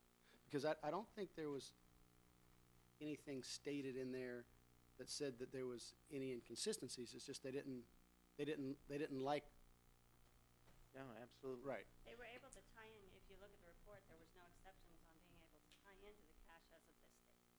All they were saying is, we are saying we are reconciling this, but they couldn't see the little piece of paper with the initials on it that you used. To answer your question, I didn't mean to infer that, well, we wait for other people to tell us there's a problem. We are reconciling. We have to look at trades. We have to look if there's failed trades. We reach out to the managers. I mean, it's a daily process. And again, we weren't saying we were not reconciling cash. We were, but it's within other controls. What the auditor is saying is they want to see a separate control just for that, and which is what we're going to do at their suggestion. Because that's part of their job, is to look at that and say, no, we'd rather see it this way. We'd rather see it, that way. There's one more concern. Remember, our cities are partner in this. They have a vital interest. Right. This is like falling dominoes. Our pension plan is included in their annual capital. Their accountant doesn't come in and audit our pension plan. He relies upon Steve's audit. Mm-hmm. Steve relies upon Crowe Horvath. So that's how these things start falling. Mm-hmm. So now you got to set them all back up again. And we heard from the finance director this morning about the impact on the cities of the delay in getting our report up. It may be more serious for police and fire because they have two concerns that's delaying their audit. Steve seems to be a little closer to the finish line with yours. Is that right? Absolutely. And that will clear the way for our partner, the city, to satisfy its audit. What would our options be if we decided not to stay with Salem? Your options would be Who would bring the replacements? Is that Charlie? Is that you? Or is it? Marty would do an RFP, and we would all give a list of people who satisfactorily serve our other clients. And there are decent number of firms out there that. 7 that you could look at. Mhm. And last night up in Dania Beach, it's a public meeting, so I can tell you what happened. They did that. I don't think they went to RFP. We found that Would they have a Salem issue also? everybody who deals with Salem has. It's a Salem issue. Particularly those who have Steve as their accountant, because he's maximizing the protection that he provides to the Right, clients. good. So last night, they did a quick RFP through their consultant, and they got one firm that the fees were as much as, the ones they didn't throw out because they were ridiculous. The fees varied, one the same as Salem, and then most others between 25 and 50% more than Salem. So on the one hand, you've got good service from Salem. You can ask Marty what he thinks of Karen's service. Karen is universally praised by everybody, all my clients who do business with her. We don't hear Salem, we hear Karen. Okay, and so you've got the good service that you get from Karen, the long-standing relationship. Yes, they've had a rough patch, and you have very competitive fees. On the other hand, you've got somebody who's, been presenting difficulties to you the last couple of years, whose parent company suffered a significant loss due to some embezzlement that they're now in the process of recovering, and now problems with the audit. So it's a business judgment. You want to give them more time to see if they can straighten it out, or do you want to move on to somebody else? You could probably replace them in 30 to 60 days. What's this about a parent company having trouble with Yes, imprisonment? tell us more. That's the first I've heard of that. Oh, you didn't hear that? I didn't hear One it. of those. Do I explain it, Karen? Yeah, she'd love to. One of our affiliates, Pennant Management, they're an investment management arm, a firm, and they invest in what they call repos, repurchase agreements. And the repurchase agreements, what they do is they go out and use lenders that are pre-approved by USDA. And this one particular lender that they were using, again, pre-approved by the USDA, it's backed by the USDA, they were writing fraudulent loans. And through our policies and procedures, we identified that there was a problem with the documents and that there was fraud going on. And at that point, we did hire a firm, and we went up to the USDA. We spoke to them about it, and they obviously are looking further into it and could identify that they were not aware of those loans, so it was a way to show us that they were fraud. The firm that we were using had contacts with the FBI. The FBI said that they were looking at this individual and this company.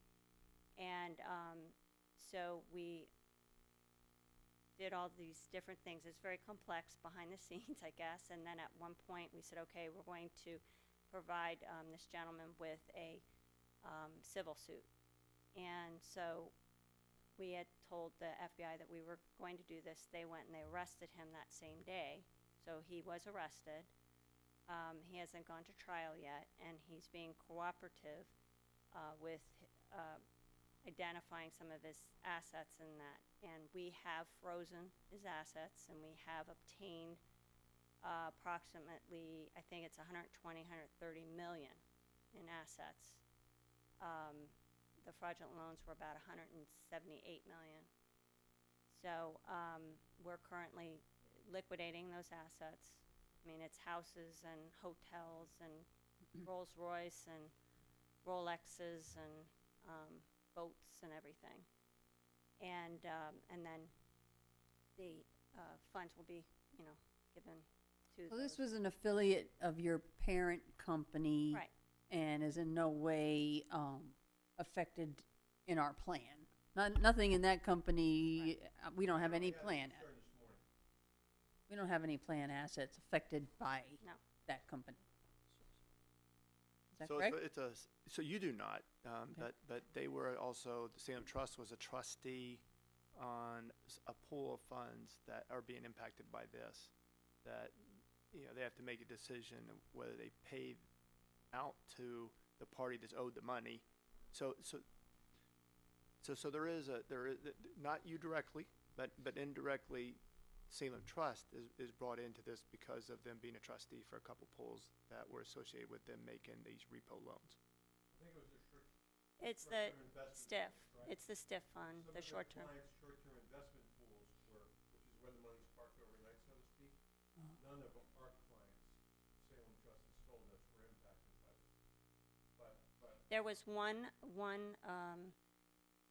plan that was a retirement plan that had a little bit of their share money in it, but it was very minimal. And I think it was like 100,000 in the stiff fund, not 100,000 in the repo, that particular asset. But in the stiff fund, you hold different assets, and one of the assets was this fraudulent loan. So you basically write down that asset to zero, and then as the, like I said, there I think even a small portion that has been pushed back out to some of the holders of that. But the majority of the clients that were in the stiff fund was through Great Bank Trust clients that are qualified plans. Could I just ask Ms. Trinka's opinion of everything she's heard so far? I apologize because I should have made a copy of this report to give to you ahead of time to read. Right. I would say I have seen the report. I have briefly, and I mean skimmed it. Yeah. So I'm not really in a position to give an opinion. That would be fair. My only recommendation would to use a common sense approach. We have what Salem is a custodian. Those are your expectations. So when you read the poor report, you have the report and you're reading through it, that's really important. And obviously the relationship and the trust that goes in that. I mean, it's clearly in the title of the company. I mean, you're really just coming down to the basics, you know, keeping it simple. When, you know, you're faced with the decision of what to do, what to think, how should we act, I would just recommend to use a common sense approach. I would suggest, if you have the time, to read through the entire report. They also, management had an opportunity to respond to their findings. That might be also useful for you. But again, I haven't read through all of it, and it would be unfair to really give an opinion either way on it.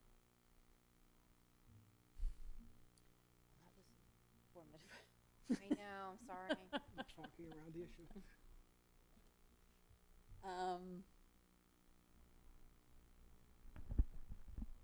I've been on your side somewhat. I mean, we had an auditing firm come in that was new one year, and I guess when they're new, they come in and they just really check you out a little more because they're learning your client, and you know. So that was the year of pick on IT and internal controls and all that stuff. I mean, we did strengthen things in that, so that was a good thing.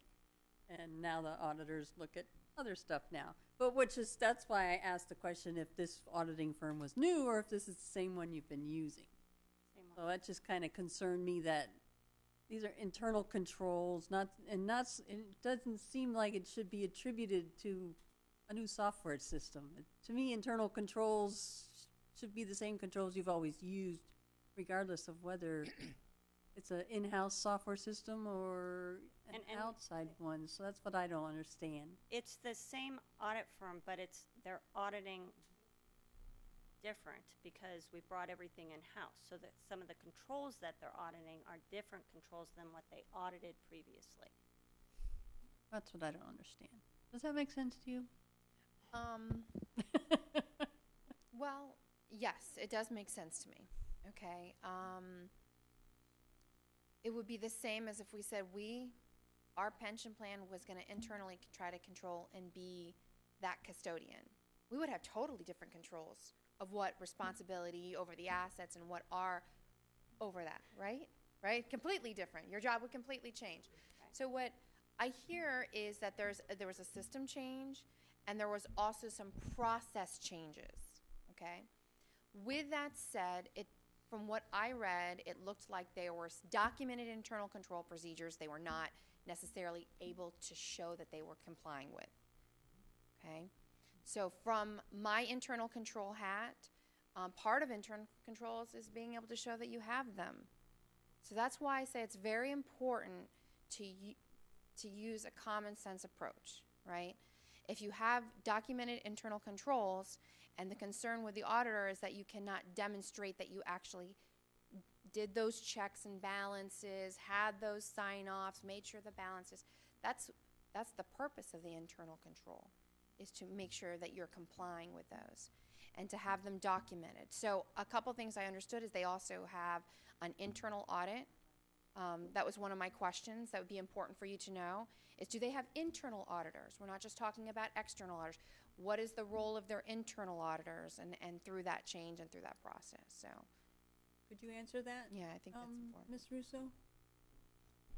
Yes, we do have internal auditors as well. And we're, like I said, we even brought in, through this conversion, because of the difficulty that we went through, we brought in a firm to help us get through the conversion, but we also brought in a firm that helped us to write policies and procedures and refine what we had in some areas, because how we did it before was different than what we were going to do with the new process. Can I make, I know, Laurie, it's bothering you, and I just learned something I didn't even know, and that is that prior to the software conversion, they didn't have the software in-house. It wasn't on their desktop. It was an outside service they paid a fee to do all the work. So the internal control reports from prior years were really on the outside service. Now, when they changed software, it was brought in-house, and just like Barbara said, it created a whole new set of jobs in-house, so a whole new set of controls, because they were now doing the work that had been previously done outside. Okay, so that's why things could change from year to year. I didn't even realize that previously it was an outside service for the software, and now it was inside. Well, what and was that's the why name it of would the change. company that was providing that outside service? Like, was it one of the other It's affiliates SEI. of your parent company? No, it was SEI. And what he's saying is accurate. The one thing I would say, though, we did have an operations area. We did have access to the SEI system. I mean, I have access to the Sure, SEI you have system. But the role of the individuals in the operations was different in their interaction with SEI for settlement of trades and things like that. But when it was brought back in-house, of course, we hired additional people in operations, and there's these different roles and processes. Hopefully that helped a little bit. What was your company's decision to go with going from outside to bringing it in-house? Was there, do you know what that particular reason was, or? The system that we were using, SEI, the reason we had gone to SEI is they had all these other capabilities. And we thought that we could provide additional service or options to our clients by going to that. We were really excited, and we found out that people didn't want these additional services. So when the contract was coming up and it was looked at, it was decided that it made more sense. I mean, we had it in-house prior to SEI. And so it made sense for us to make the change and use a different trust accounting system and then bring it in-house. Okay. Anything else, Lori? Very good I'm question. kidding. Thank you. Okay, so are we finished with this? You have, Well, you're Ju- gonna need to oh. do an audit. You're gonna have to wait till you get it, and then you have to have a meeting. We'll probably have to have a special meeting, because we Yeah. don't want to wait another 3 months. Yeah, that's right. No. We can't wait till Right. June. You have to have, you'll need to have a special meeting, and then maybe you'll have more clarity on Salem Trust or things like that. I will be in touch with, I'm sorry, I apologize. I will be in touch with Marty as soon as I resolve those differences that I mentioned, and then we'll be done. And then we can schedule a meeting to approve the audit. And then hopefully you will have the valuation report, Yes. okay? okay, thank you very much, I think. Thank you. Next go ahead. Sure, Oh, are you guys? Speak up, they have a plane to catch. Yes, they do. Of Absolutely. course it's okay. Absolutely. Holy guacamole. All Thank right, you. have a safe flight. Thank you Bye, for everything. Okay, next up, we have Kelly Adams to give us the Plan Actuaries Report from GRS. Thank you for having me. I don't really have much to say, so. Oh, thank should God. be All right, quick. now. This should be good. The one thing I did want to point out is we did just finish the first round of GASB 67 true-ups, which is in this audit report, which was apparently what Police and Fire didn't have done, so we're done with that. That's good.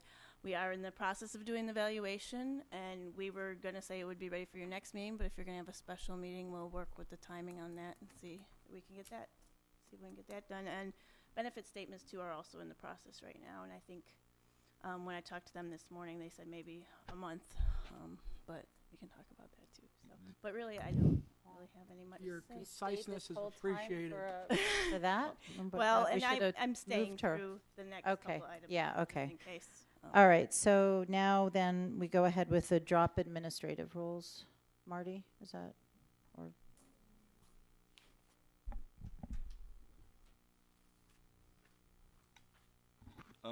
Last meeting, we tabled this to go over it because we had so much on the agenda. Right. Okay. Read I think you have this in your packet. What we've done here with the help of Sugarman is to update the drop administrative rules to incorporate the new ordinances. So that's what all we did here. And we want just to review it with you and make sure we're not missing anything here. You're the ones who administer these rules. If you have not read them before today, my suggestion, Madam Chair, is that you ask each trustee to read them and mark them up and to roll this over to our special meeting. It's not important that Marty and I know what they mean, okay? Right. It's important that you know what they mean. Mhm. And that our members, when they read them, know what they mean. Because this was written by a lawyer and an administrator.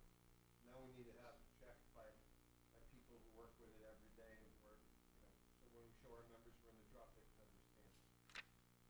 So if you haven't had a chance to do that, maybe you want to do that with an eye towards that purpose and just roll it over to our next meeting. Well, I see on the agenda, the topics review of drop interest rate. That's the next topic. That's Okay, different. Okay, all right, so you're going to that, okay. All right, so should we assume that Bob is right or Marty is right and we all haven't I don't taken a good know. gander at this? I would ask if, I know Lori did. Okay, stop. Yeah. I read it. I know you did. So I have my questions, but I don't know if the rest of you have read it. Yeah, it might be, I didn't go No.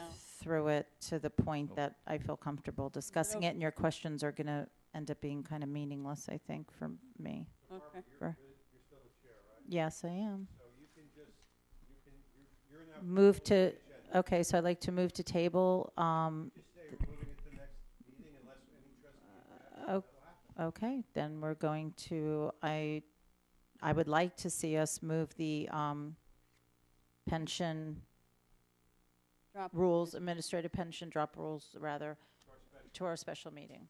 just ask if- All in favor? Any objection? No? Okay, so thank you. So we'll do this at the next meeting. Okay.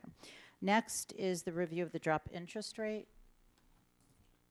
I guess Ronaldo, actually one of the employees who was in the drop brought it up. It is required by our plan document that the trustees review this once a year.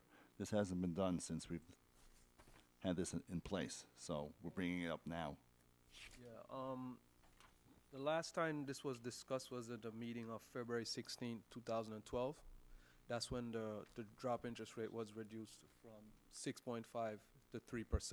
I don't know if you guys remember that. Yeah. So a few months ago, a former board member who's in- Oh. mentioned it to me that we missed this all this time.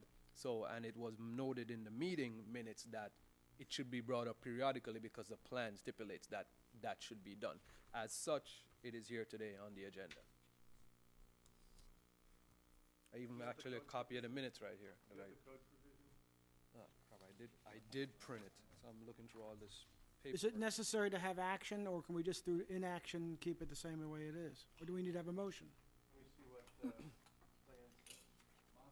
know, I had it. It's because I took it. Oh, he took it. Let me see what the plan says, or if you've got it. Yeah, I mean, I can't imagine.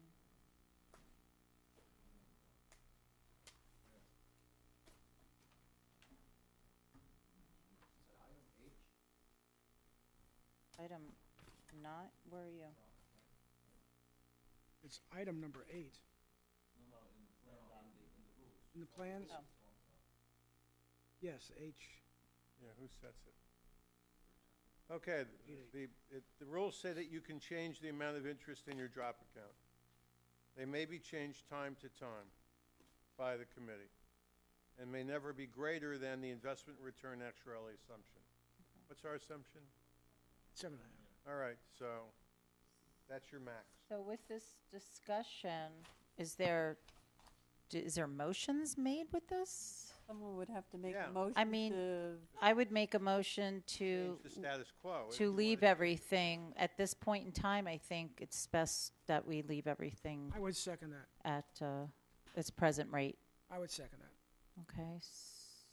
Do I have any objections, or should I take a roll call, or do I, Yeah, or do a is vote on Marty, that. Marty, you do a roll call? Okay, I guess the motion is to keep the interest rate the same. Correct. Okay. Trustee Kramer, Yes. Trustee Gordon, Yes. Trustee Hilton, yes. Trustee Pierre. No objection, yes. Okay, well, it passes. Okay. Thank you. Okay, next we have pension attorney's report. Bob? Yes, okay.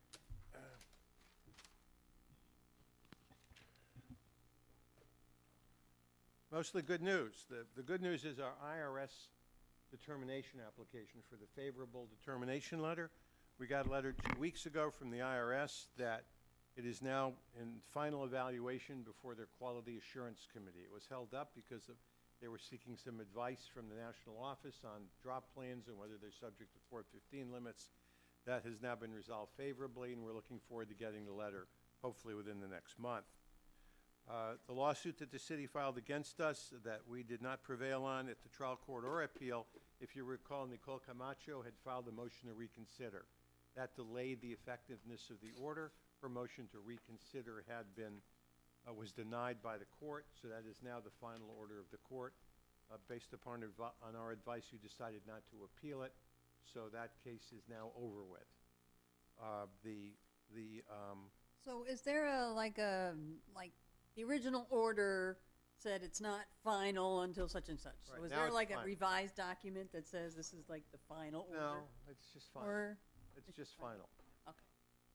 The- So if I- The so if revised I- document was the The one that meaning to said motion- post this on the website, and I didn't. Right, I it's haven't now done it final. yet. The one sentence that the motion to reconsider was denied is what made it final. So it's final, you decided not to appeal it, we were not at all recommending an appeal, so it's over with. The city has prevailed, you're following, the ordinance has passed, the actuary knows it, the accountant knows it, the city knows it, it's over. It's not over for the police and fire plan in painful ways that you can listen to if you want to watch the tape from this morning's meeting. Ms. Camacho also had inquired as to her eligibility to enter the drop and other things. She inquired of Marty. Marty and Ronaldo drafted a letter to her giving some advice. They ran it by us to verify it was correct, and of course it was. They gave her exactly correct advice, so now that has been given to her. We were asked for what different interest rate options are by the chairman. One is what you have, a fixed interest rate. That's what the Florida retirement system uses. Theirs, I think, is 3.5. There's somewhere it's the fund rate where you earn exactly what the fund is. We wouldn't be allowed to do that. You would have what we call a fund with a collar rate, and that is you would have a cap of the 7.5%. And there's also plans that have a self-directed drop, which operates just like a 457 plan. And there's some plans that use the fund rate, but then let people switch their money so they won't suffer, because the fund rate can go up or down. That lets them switch their money to a money market fund to avoid loss, which pays a heck of a lot less than 3%. So your 3% for money that is as secure as is the city of North Miami Beach, is, probably a competitive rate. There's not many places you can earn 3% on your money I would agree. backed by the full faith and credit of a city. Right. We sent an audit inquiry response as we do every year to your auditor to permit him to send you his opinion and report. Marty and Ronaldo got a class action notice from a law firm dealing with a lawsuit that had been filed against Pfizer Company concerning your holdings in Pfizer. The question was, when we got it, Marty said, what do we do with this? I said, well, we decide whether or not we want to opt out or be part of the class. If we opt out, we'd have to file our own lawsuit.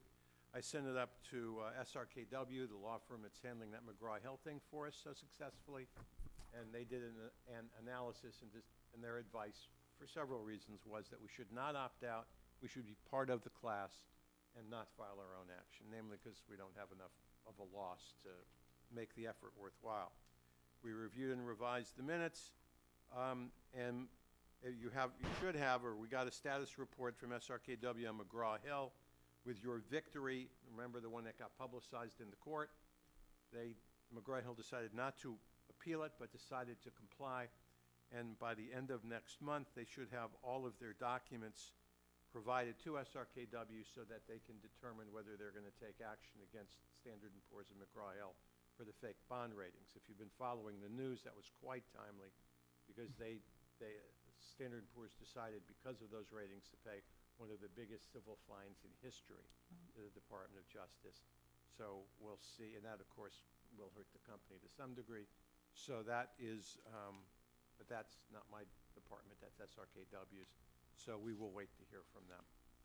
There will be one pension school before your next meeting. That's the State Police and Fire School, 80% of which directly pertains to you. So if you want to go, Marty will have the details. It's on the campus of Florida State University in Tallahassee, the 3rd and 4th of June. I highly recommend it, even though they call out police and fire. 80% of it pertains to all pension plans. You get to actually meet with the regulators who regulate municipal pension plans. That's our report. Okay, any questions? Okay, now, what's this fiduciary liability policy? Yeah, our policy is currently expires on March 1st, which this happens every year. Okay. Every year we renew. Okay. We have a new insurance policy, with a different agent, I believe, right? So I'm just putting here separately because we want this approved so we can send the check out so you're covered, effective March 1st, 2015 to March 1st, 2016. Okay. Is there a renewal from our old policy? Did they offer No. a renewal? I haven't seen anything. When you renew, do you make any adjustment to it? Excuse me? When you renew, do you make any adjustment? Any adjustment? Is there any changes in this policy? No. You have in front of us, I guess, the quote from, is this the only company Right. that? It's the only company that gave us a quote Okay. through the agent that we And deal it's the with. same coverage? Yes. Okay. Are they the ones that provided the coverage last year through the other company? I think, no, this is the same company. This company. Wait, The one before there was U.S. Specialties. I'm hearing two different No, things. this is the Is same. this the same this is company the we have now? Yes. Yes. They're the ones who paid our claim. No. U.S. Specialty paid the claims. Yes, no. Well, we're at least they're both agreeing with each other.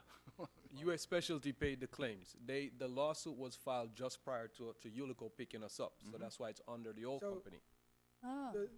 The insurance company was actually from 2013. Yes. That's correct. So the 2014s are, Yes. and now is the same. That's why Yes. they What- renewed it was us. They March wouldn't 1st, allow us. Yes, no, I'm fine. 2014 to 15, and now it's 15 to 16. Okay. Ah. So I'm a little curious on the cover page here, this quote, it says prior and pending litigation date, and it says 3/1/2005. Wow, I'm like, I think it was Prior and pending sooner litigation. Well, than that. prior, that's always that way. or They're not later going to than pay that. prior to that. 2000, You see? 2005. It says 2005 on it. Where? This- I see it. No, I see it. I don't know why that. I think it's a mistake. I think it should be 2015. I mean, I assume this company is aware of the litigation that we had a couple years ago, or just this past Well, year, or just, That's for them to figure out. Well, when we send a quote out, they ask the question. They asked the question, we answered on I it? answered the question, yes. Marty told them. Yeah, I told him. okay.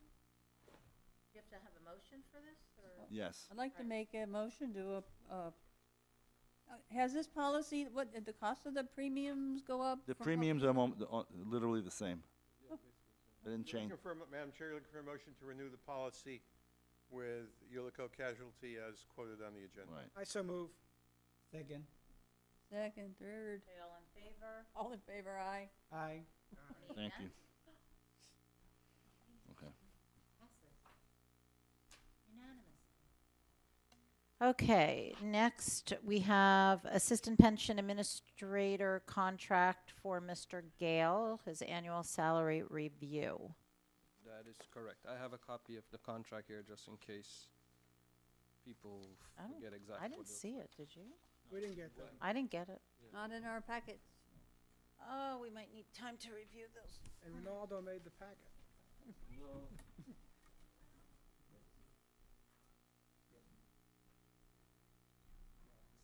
Okay. Didn't we go over all this except for the insurance last time? Yeah, but I don't know where, this is what it is now, correct? Ronaldo, didn't we go over all of this except, and we were pretty much okay except for the insurance? Well, the only thing we addressed was. Oh, right. The only thing we did address is the We insurance. did. We address it did. Because at the time, he needed to Okay, all right. I enroll knew- in insurance. I knew there was a dichotomy somewhere. So has anything changed? I'm looking. That's the This current is his one, so current nothing- one. nothing Right, has so what do changed. we, okay, so then you wanna, Up for discussion, negotiation. This is always an awkward time. very So like, awkward. do you want to ask the board for a raise, or does the board want to propose an increase in his pay? He was given an increase in his health insurance. Defer to you want to do it now? I'll see what. how much longer until, how long, Marty, how long are you gonna be here? He may never get a I raise don't then. know if that was the intention. I didn't mean it like, oh, no, of course you're gonna be here forever, but how long are you going to be the pension administrator for the city of North Miami Beach? Do you have an idea? Not really, but let me clarify that, because I think we have a misinterpretation. The purpose of having Ronaldo here is to actually take over a Right. full-time job. Mhm. But also, when I proposed this, we needed another person here anyway, whether it be me or somebody else. You need two people, not one. So now there's two, you and Ronaldo. Exactly. So when I leave, I mean, then you pick somebody, a full-time, part-time, whatever, it's your call, obviously. You know. So I'm initially open for your that proposal on? and Here. discussion. Go, Lori, go. Are you looking to me? Well, you're always the leader. Okay, let me start then. Go ahead. In the proposed contract that that we have in front of us, This is his current contract, not a proposed contract. Yeah, this is the current one. He hasn't, okay, what he's is not proposing anything. I'm not proposing it, yeah, I'm just putting it on the table for discussion. See what the proposal will be. I did initially do some comparisons. I did some online research. And so that I just enclosed two because what is happening, what I realize is within the private sector, when they have pension administrators, they tend not to have one pension administrator for a plan. They tend to have multiple. It's quite different from someone working for a city job as a pension administrator. So in the private sector, it's for the most part, you see I put a range, it's the national average about 58 to 63,000 a year. In the city jobs in Florida, Marty can attest to that. It's way more than that, a lot more. So I wasn't able to get all the details as yet because it's not as public as our as the way we do it. So you'd have to probably literally call people and ask them how much money are you making. I did, however, get some older data, and I do see that with the city of North Miami Beach, we pay significantly less than what pretty much most other cities pay. Right, but we don't have that in front of us, so we don't even know what that significantly means. How hard is it? Usually when I'm, as a council person, I just ask my city clerk to research this and call other municipalities. So how would we go about it as a pension board? Yeah, and it doesn't seem, it's not comparable to compare a government, a municipal pension. No, plan municipal to administrator against municipal. Private. Okay. Oh, so in other words, they don't have in-house, is what you're saying normally? Well, can I just interject a couple of things here? We deal with a lot of administrators, and they communicate back and forth with certain things about what's going on with your plan. Did you go through this issue? Blah. And we also have one administrator out there, then you switch it around, that does a salary review of all the administrators.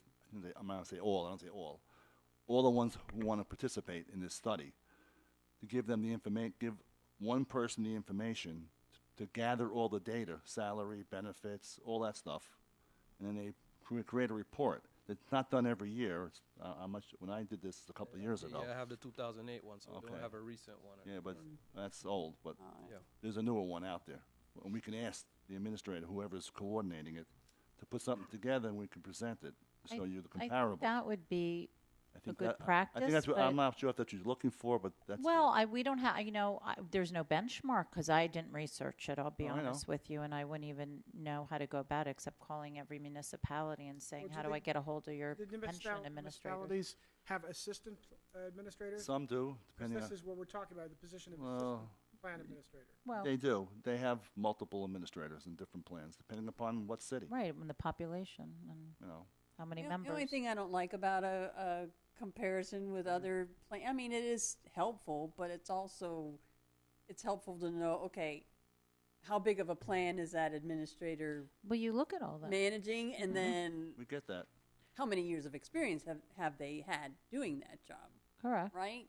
I mean, this Right. person may be making $75,000 a year, but they've been doing it for 20 years, and you know what I mean? I don't disagree with Um, you. I hear what you're saying. I mean, that would be something that we can request Right. in the survey. Say, I need the number of years of certain.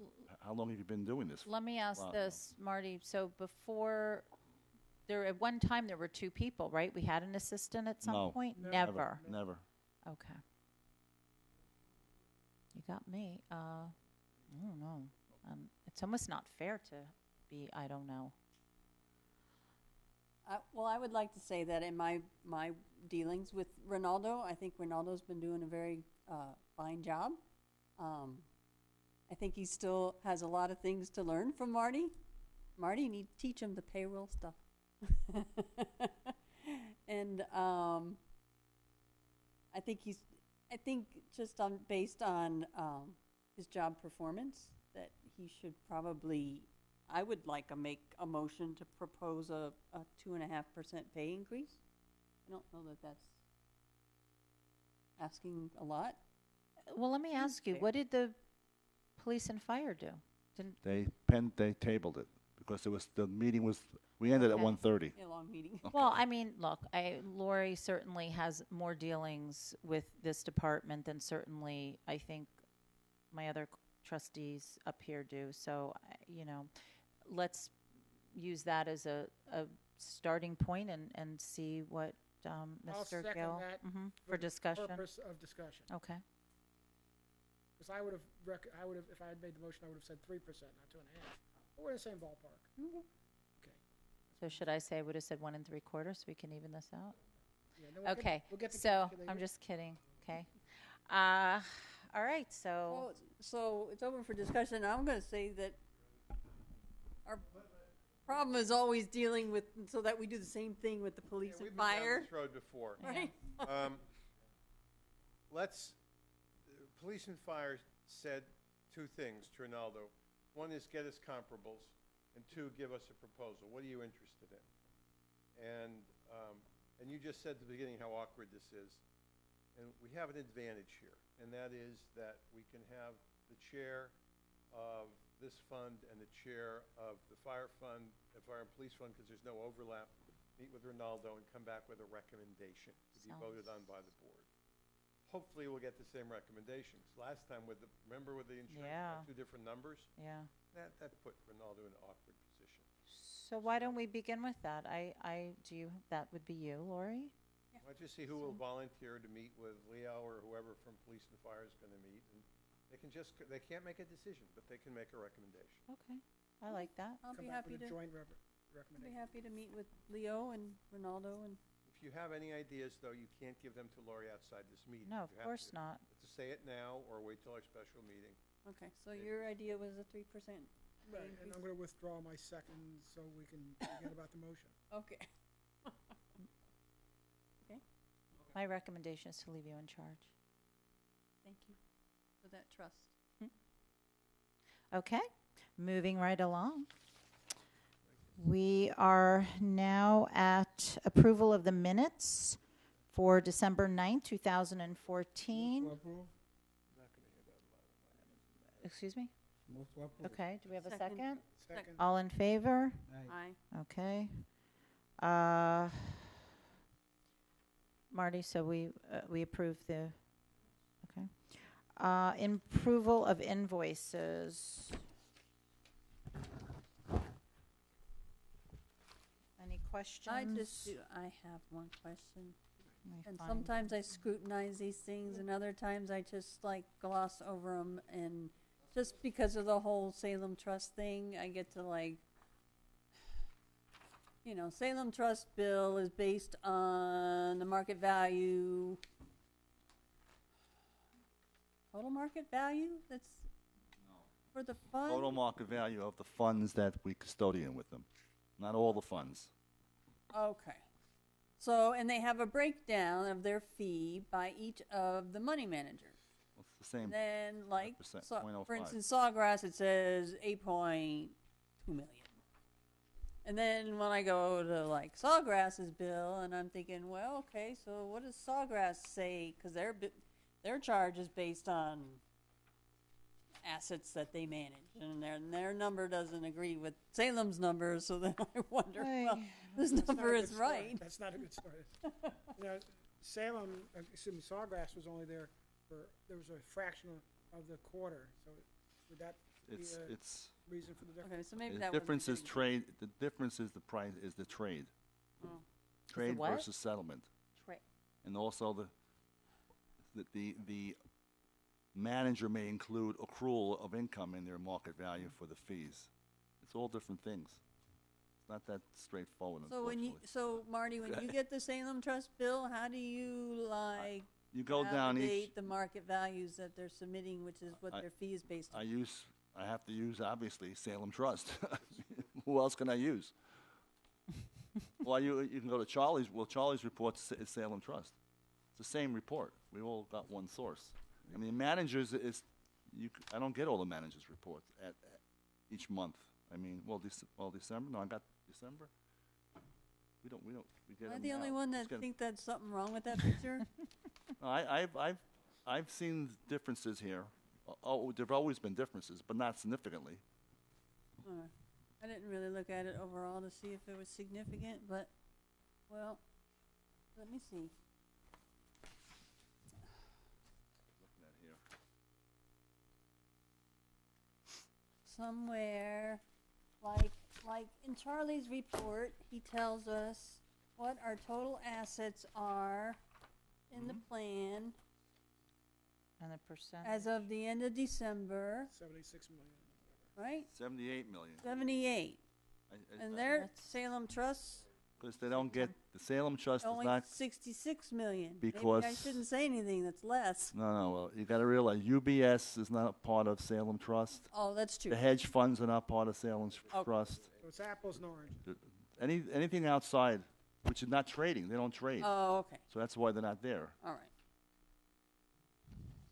All right. We're saving money by that. But some administrators in some other cities may want to include that on their books as a transaction.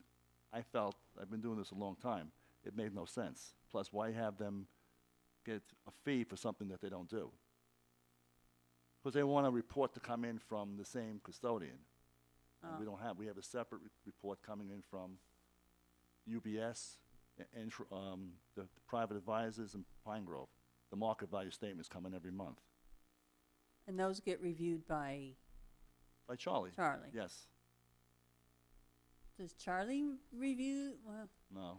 Charlie doesn't review these numbers on the Salem Trust. Well, he does, and technically, that's what's reported to Charlie. It should be the same. I mean, should be the same. But there's these are, I don't know, I'm not saying it right.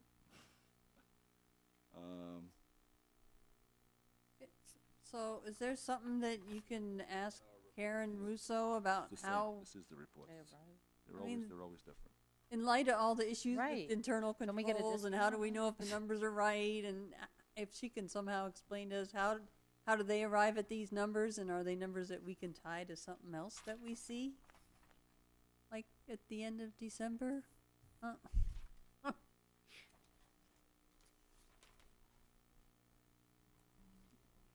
What, can you approve of all invoices except that? Okay. Anybody? We've in the past, if you have a question or you're concerned about a fee that you don't feel comfortable with, you can definitely say approve of all the fees except, Okay. and then we can prove it. You know, we can go over. I'll go over it with Salem next month. You know, between now and the next meeting. Okay. So I'd like to make a motion to approve all the invoices except for Salem Second. Trust. All in favor? Aye. Aye. Okay. Any opposed? Okay. You have our blessing to approve all invoices except Salem. Okay, so guess what? Next regularly scheduled meeting is June 16th, except for our special meeting, which will be advised, date to Yeah. be. Yeah, well, it determined. will be early March. I'm waiting for. I guess we're waiting for. What are we waiting for? We're waiting for the actuary report to be Right. finished, And the auditors report. and the auditor. Actuary, auditor, Order, what and we're that's gonna it. do with Salem Trust, and whether we're gonna do with Ronaldo's contract. Right. Are we going to have that at the special meeting also? Okay, Yes. great. Okay. Drop in the drop admin rules. And the Yes. drop admin rules. Thank you. Okay. Move, do I get a motion to adjourn? Motion to adjourn. Yay. What? Shaw, it's Oh, fine. you can stay. It's We can bring cinco the- y media. We can bring the police Oh, you board can stay. back and they, Marty, you gonna collect these? Marty, I'm out of town. Marty, I'm out of town starting June 6th. All of these draft audits, I'm out for All 10 of the- days and then I'm back for 2 days. all of these draft audits need to be June picked 6th up. through You can't 16th. have them floating around. What is it? The draft of the audit. I wouldn't want anybody to confuse it with the final one. June or March?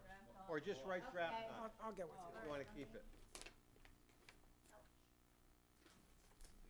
If you're keeping the copy of the audit, please write draft on it for wherever you keep it. Can I just leave don't want this any and- floating around. Put all the, Keeping Okay, shred them, copy please. of the, I'm gonna keep the draft, the drop rules, not draft. right, from the minutes, right?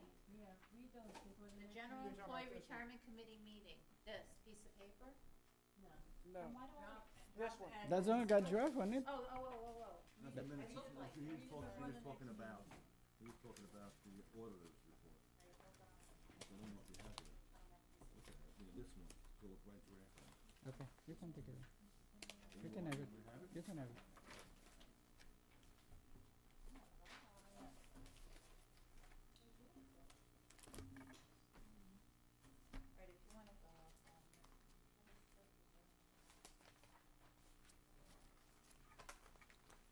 What's going on with the system? It's down? Server's down? Nice. Hard drive. Is that why the financial system's down?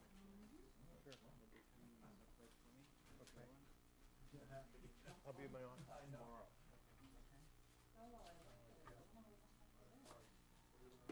I'm looking for that thing that I have.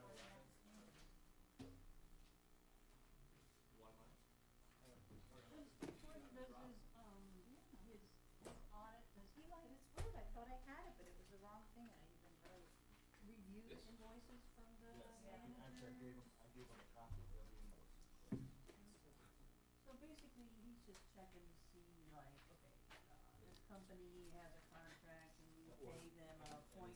Yes. You can throw that in the recycling bin But too. he's not like making sure that this portfolio value will use ties to something. Welcome to the public sector.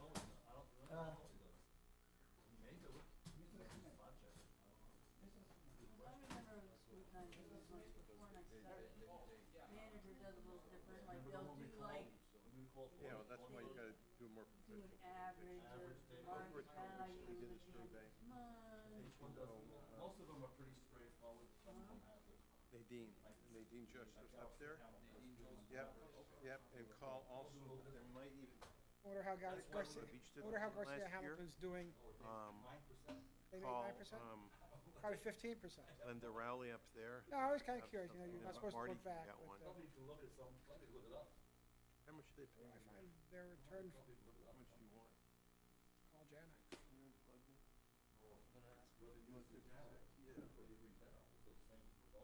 Yeah, because they both have a system. but I don't think that would be,